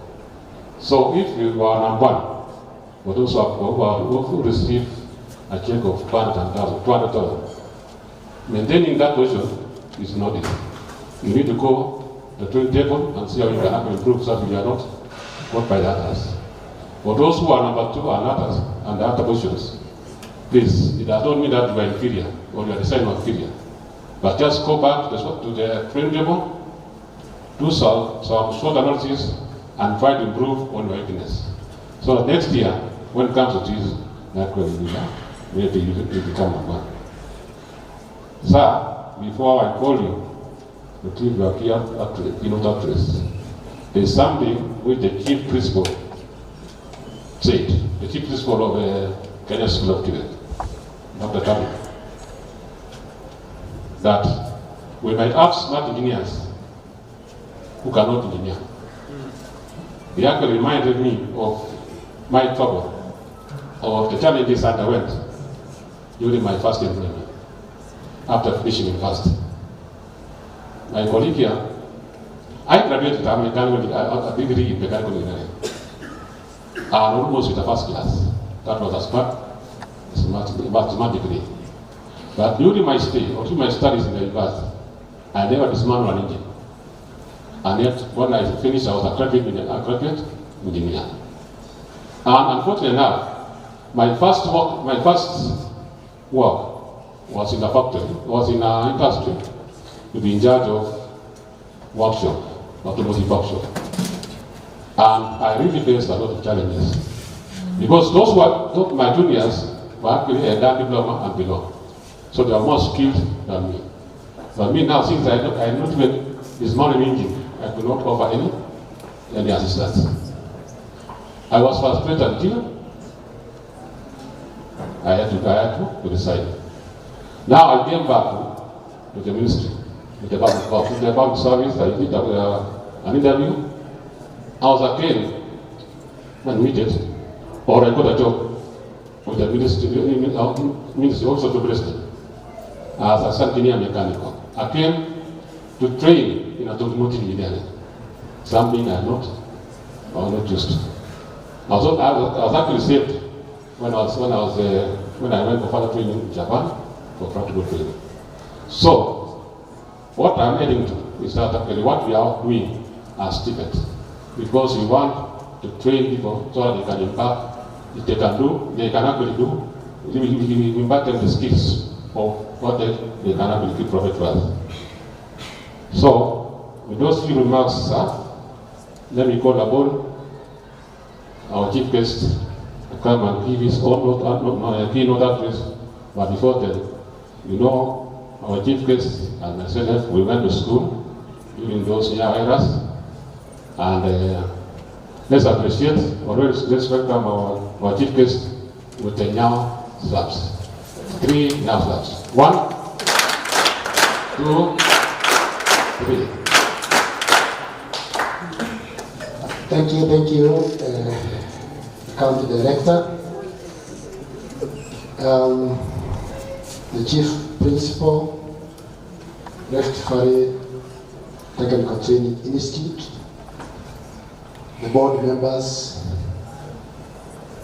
the chair of the board, the County Director, the team that organized this conference. We put a lot of thought into it. Those of us who made presentations of oral forms, speech presentations, displays, and all the other exhibitions, and the participants, good evening. Ladies and gentlemen, my take home today is a question. What can you do for us? You heard that question? When I went to school, we had this wonderful song. So many vijana wamezedia bidii, mwisho wa kusoma utapata kazi nzuri sana. That was the song. And the evidence that you have gone to school was a certificate. Isn't it? And we are all aware that those of my age, we to the TRPD, we got the certificates, and we presented the certificate and we got the jobs. We are also aware that whatever we learned in that process, if we are still using it, if we are still using what you learned, we are lucky. Most of us, what we learned, we later on abandoned and went to other things, because society has always been requiring skills. Like I can tell you, I did history, and we talk about the Sinja troopers and those things. But I am still a very good person. I defend history up to now. Because history is the study of the past for you to understand the present and plan the future. So unless you modify what you have learned into a skill that you can defend, then it's all useless. So we can still teach history for that case, because now we know we are moving from a theory-based learning to the practicals so that we can manage the future. As I was listening, and I regretted that I should have been here from the first day. I just came in when there was a panel discussion, and it got so interesting that I asked him, I said, why was I sitting somewhere, not coming in? And I remembered one verse in the Bible, Genesis, the chapter, Genesis 2. We know that God, according to the Christians, God created man and put him in the Garden of Eden. To do what? You read the Bible, what was it put there to do? Two things. Some versions of the Bible used to work, and then another responsibility to lead the other creation. And that is the role we are still doing up to today. You are only born to work and lead the society. That's why I like this team. Shaping a sustainable future for enhanced, you can replace that with work, employability and resilience.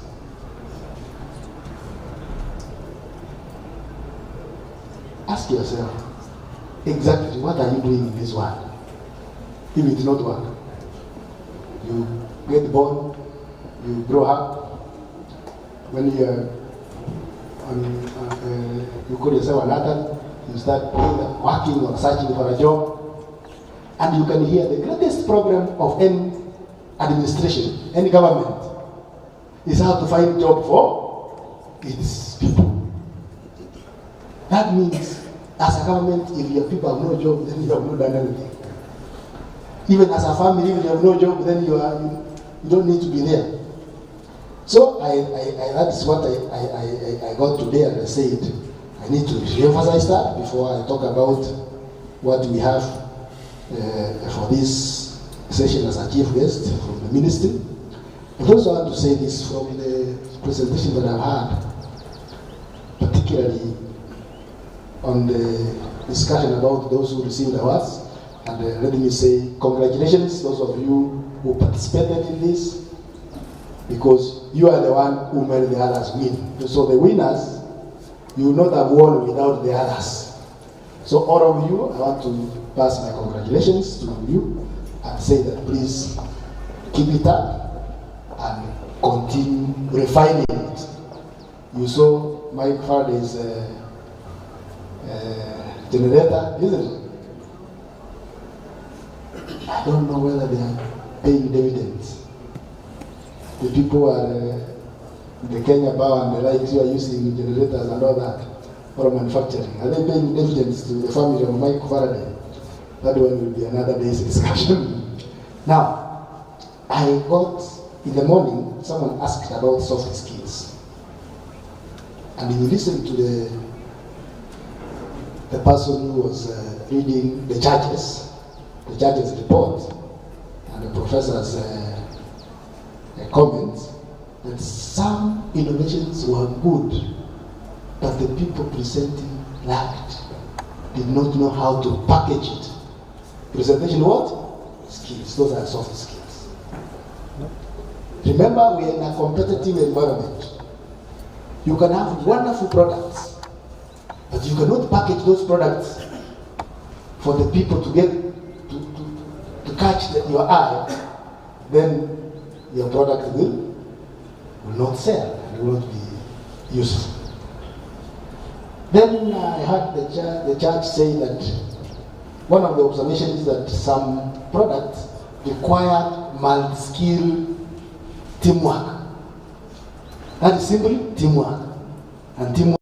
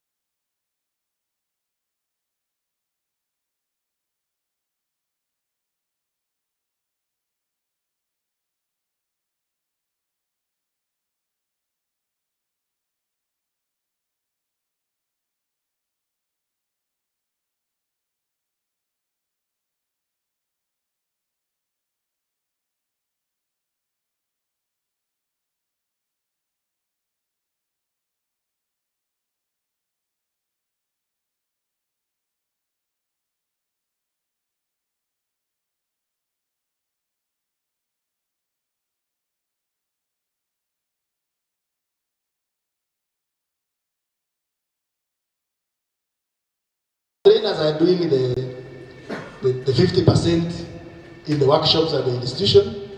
When the students come to the industry, the people are able to supervise them. It's more or less apprenticeship as someone put it. They are I was in the office at the institution. I sent my student to your factory, and I come one day that I'm now assessing. What am I going to get that I cannot get anything. You must be the one telling me that this student is now competent, because we are not talking about finishing the attachment of 3 months or 1 week. It is about what skills has this person gained and at what level. Because you gain the skills, some are at incompetent level, competent, mastery, and whatever. I know these people are and proficiency.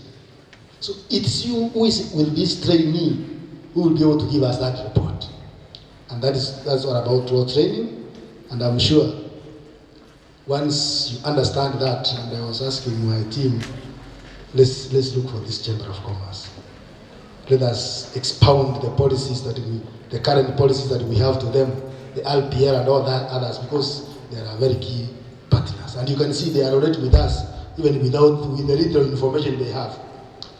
So I want to say that now allow me to give you a snapshot of what we have been doing at the State Department to ensure that TVET goes to the next level. I'm happy about what the director said about 39 TVET institutions. What he did want to say at that time is that our TVET institutions could be having the equipment, the structures, but what could be in the workshops were normally rats, dust, and such like things. When His Excellency the President came to, he's a very smart guy, by the way, he came to TVET. I'm not sure whether he's a TVET trained. He was simply told, he's listened to the people who are managing TVET and understood them. Na akakimbia nayo. Kuna ile tunasema, run with that one. Up to today, he's still very passionate about TVET. And I will tell you that we have seen what TVET can do. Those of you who come from a place, leave alone RVTTI is within town. Those of you who come from TVET Institute in a very rural setup, what is happening there? Economic growth, the stimulation of economic growth is marvelous, isn't it? You try and close that institution, the community will come for you, because you would have taken bread from their hands. Today we are, you didn't say about how many students were there in the 39 institutions, but I'm sure the number cannot be said because today we are over 600,000 students, current enrolled students in our TVET institutions. That is country, and yet we are not there. The president has given us a target of how many? 2 million. Those people are with us. If I tell you the headache I have from these principles about the trainers, you will pity me. But I say it also, I also run away with this one. I make sure that you have the trainers so that we can be able to engage. Actually, people have no jobs simply because they don't have skills. There's a difference from being educated and having skills. What the Asian tigers defeated us about, it is skills. Professor from Nigeria, I liked your presentation when you said they had a policy and for many years nothing has happened. That one was talking very nicely to us because We are also very good at having policies in the past, but now we have changed. In the past of having policies, wonderful policies, and we post about them, but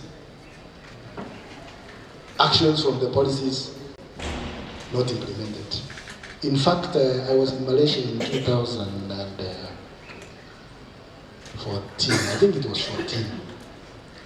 And one of the government officers who was quite aged, told us that they borrowed the concept of 5-year planning from Kenya, and their first development plan, they actually picked our document, the way we do our students at the universities pick a thesis from somewhere and they change names, isn't it? And they present.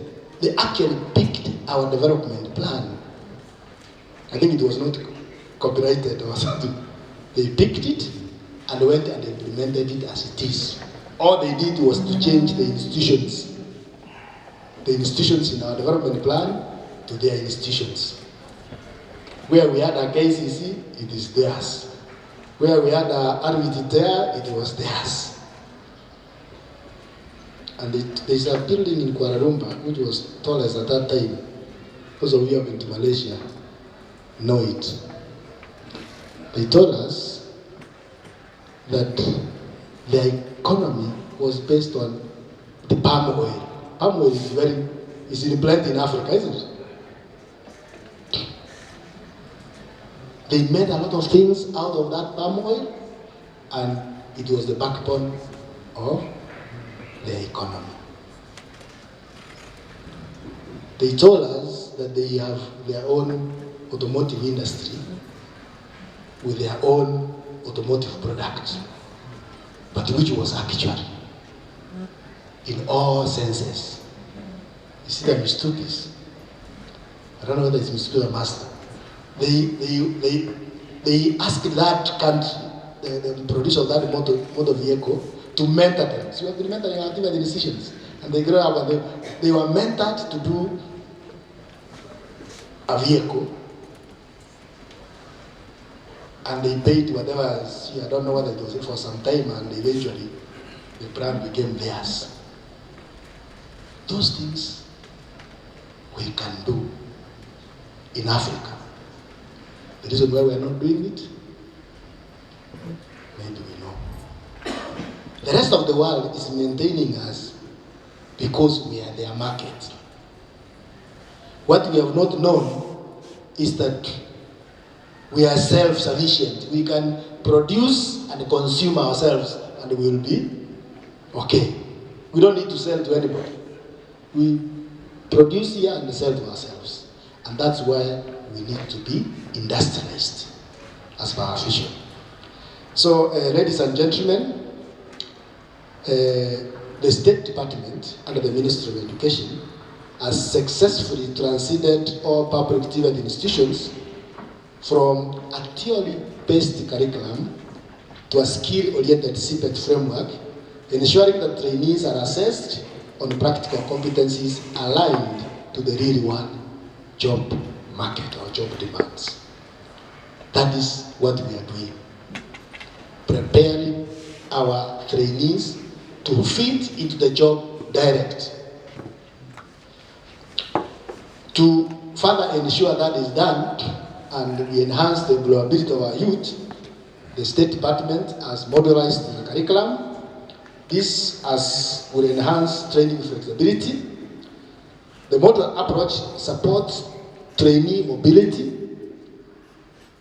from institution to institution, from any training to the workplace, which means once a trainee has acquired some skills through a particular module, he or she can transit, join the work environment, and still, if he wants to add more skills or to improve on that particular skill, come back, readmitted for another module, and proceed.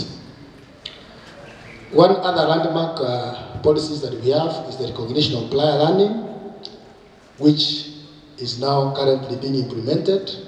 And I want to say that recognition of prior learning does not necessarily mean the knowledge or skills you gained before this policy.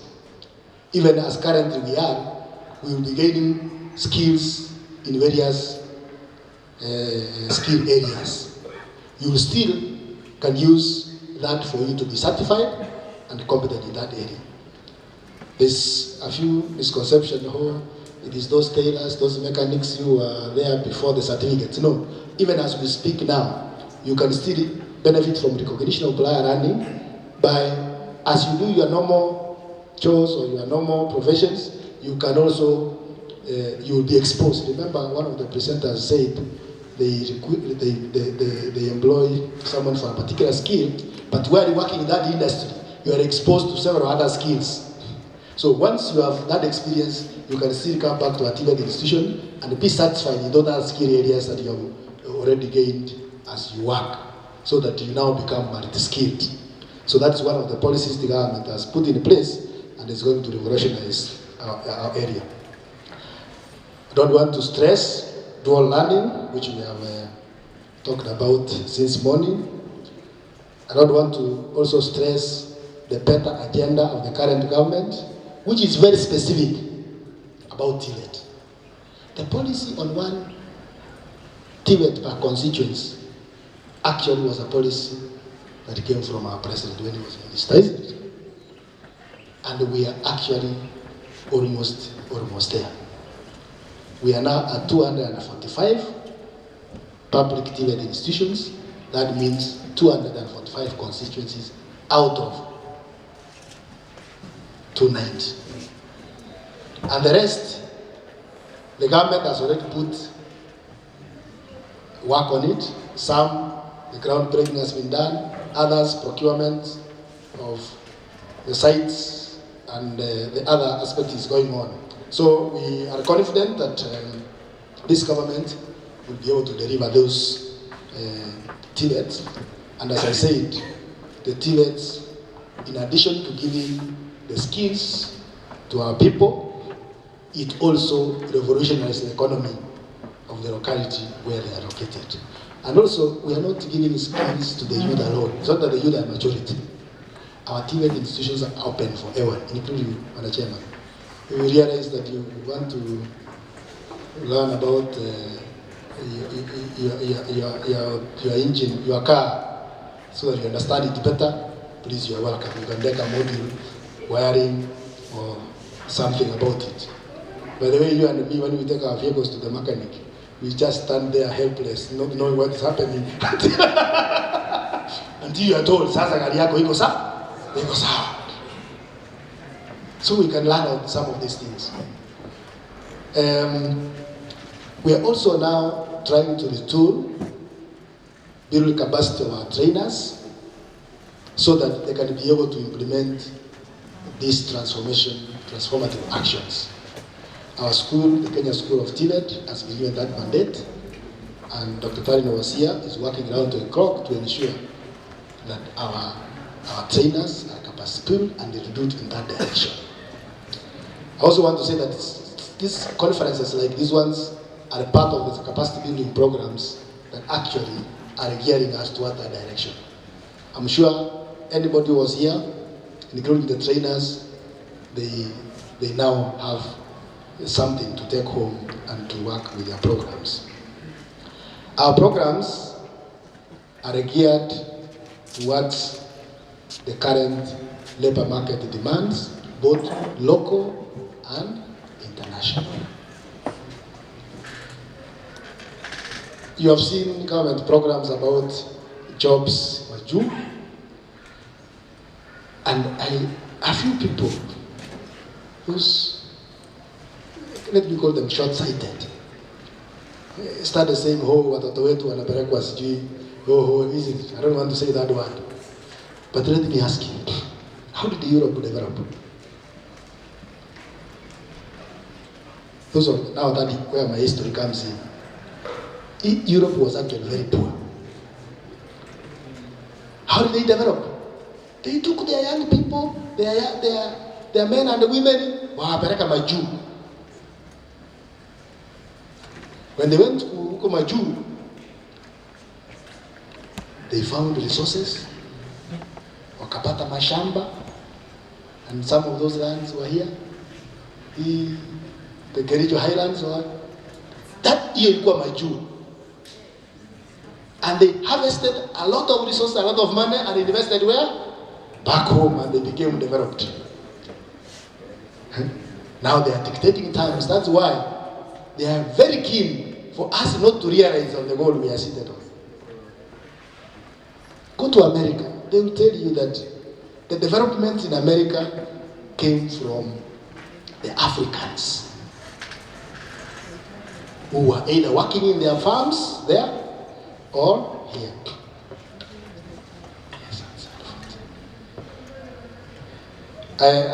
You know, the principal knows that my background, I was telling some that I need to, in the next life, I need to be a pastor. Because, and I'll take them to heaven. Now, let me say that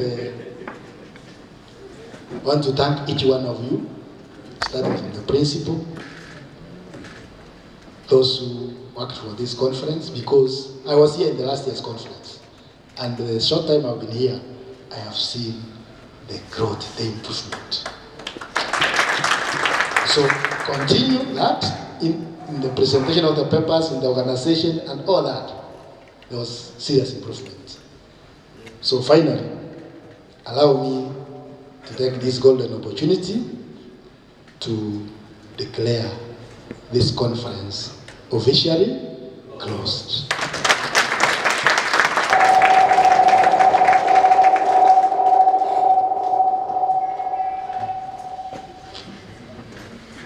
Thank you. A big round of applause for the chief guest. Haya, si utengeneze ile riap basi. Ile tunaweka kabisa weka changamoto bwana. Oh, sorry, Professor Lawrence, and I was saying we need to give a very quick clap, and that we call it a riap. You know, I switched to Kiswahili and I realized I will leave you behind. Thank you. Let's prepare and appreciate our chief guest for the speech. 1. Yeah, you are there. 2. Thank you. Let's leave it at that. With that, I think we want to call DP Tarus to just give a vote of thanks briefly. And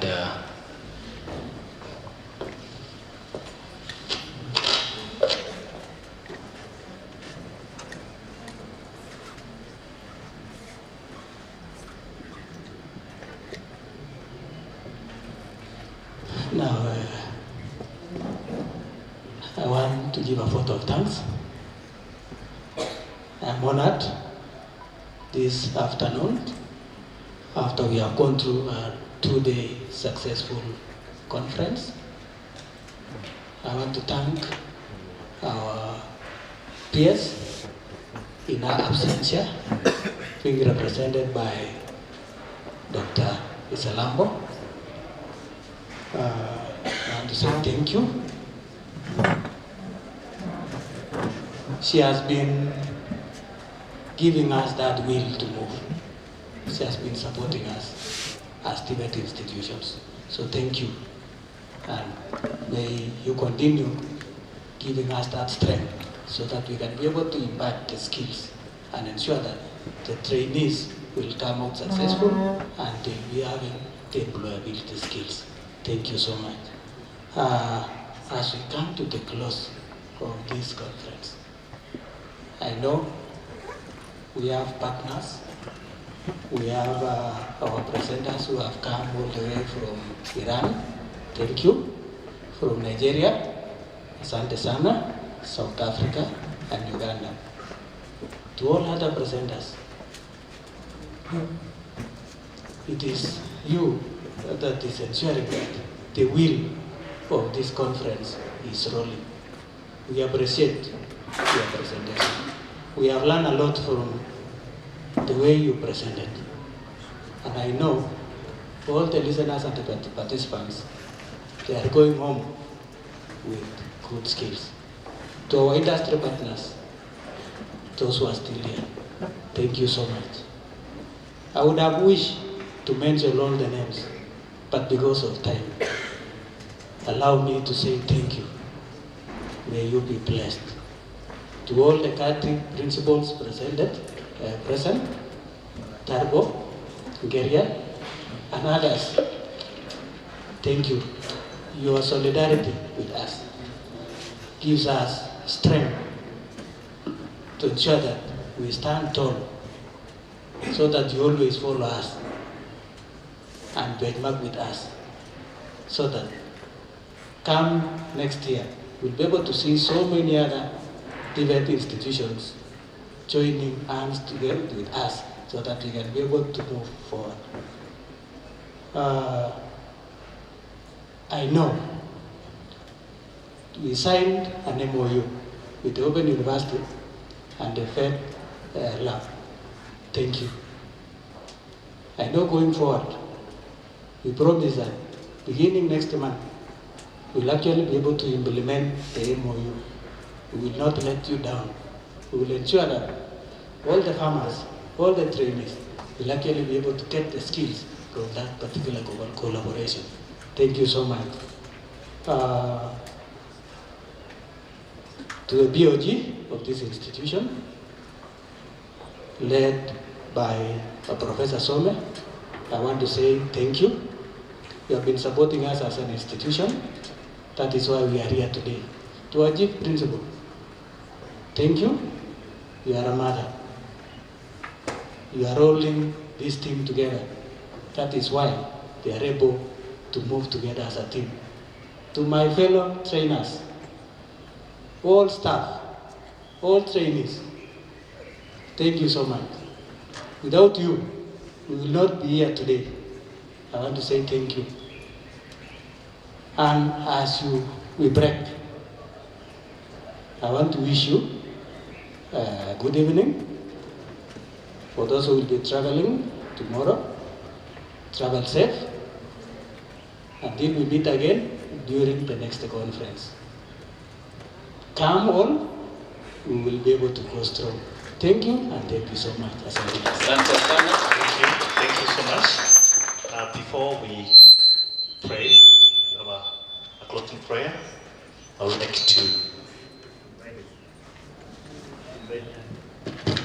to invite the chief principal to appreciate our guests today. And the first gift goes to our chief guests, our director, TVET. Welcome in front as you receive this one, together with the deputy principal. You can also stand with them as we appreciate his coming and his wonderful presentation. Thank you, let's clap together. Asante sana, thank you so much. Good. As the guest sits, I would also like the chief principal to stand, waiting for our next appreciation. Goes to Baizi from Iran. Kindly receive the gift from Kenya, RVTTI. Let's appreciate. Thank you as he receives. Thank you, that's our partner from Iran. We appreciate a lot for your coming and for your time. Thank you. Next, we want to appreciate Will Pene from Kenya CIC. Welcome, KNCCI. Let's appreciate. Thank you for the partnership. Thank you for the insightful moment we have had together. We appreciate a lot. Thank you so much. At this moment, I want to invite a word of prayer from Mary Soy as we close. So I would like to, yes, before she prays, we wish to make an announcement. One is that those with badges, please scan the QR code and give us feedback. Please register there and give feedback. Number two is the editorial board will remain behind just for one or two consultation. Yes, any other? Thank you. For all presenters, tomorrow we'll have an excursion. We invite you to register with the Secretariat here before you leave, because we want to make arrangements for tomorrow's excursion. We appreciate for your coming. Thank you so much. May God bless you. Mary, give us, and all of us stand up as we get the record for here. So the exhibitors, you will get your certificates, what we call the e-certificates, from once you register using that online registration form. Thank you. Okay, let's bow down and pray. Our Father in heaven, we thank you so much. You've been good to us and even faithful this evening. We've seen your mercies when we started even yesterday until today. Lord, as your word says, the fear of the Lord is the beginning of wisdom, and the fools despise instruction. We pray that, Lord, even in this meeting, as we've learned so many things of how to shape our lives for the employability, even of our sons and daughters, of our trainees, God, we pray that even in their skills, they will know that the fear of the Lord is the beginning of wisdom. I pray that this evening, as we leave this place, this institution, let your blessings be upon us. Give us safety as we go back home. Protect us from evil and deliver us from temptation, and help us, Lord, to glory in your name. Bless each one of us, and let your peace that surpasses all human understanding guard our hearts and mind in everything that we do for the glory of your name. We bless you and we exalt your name. In Jesus' name I've prayed. Amen. Thank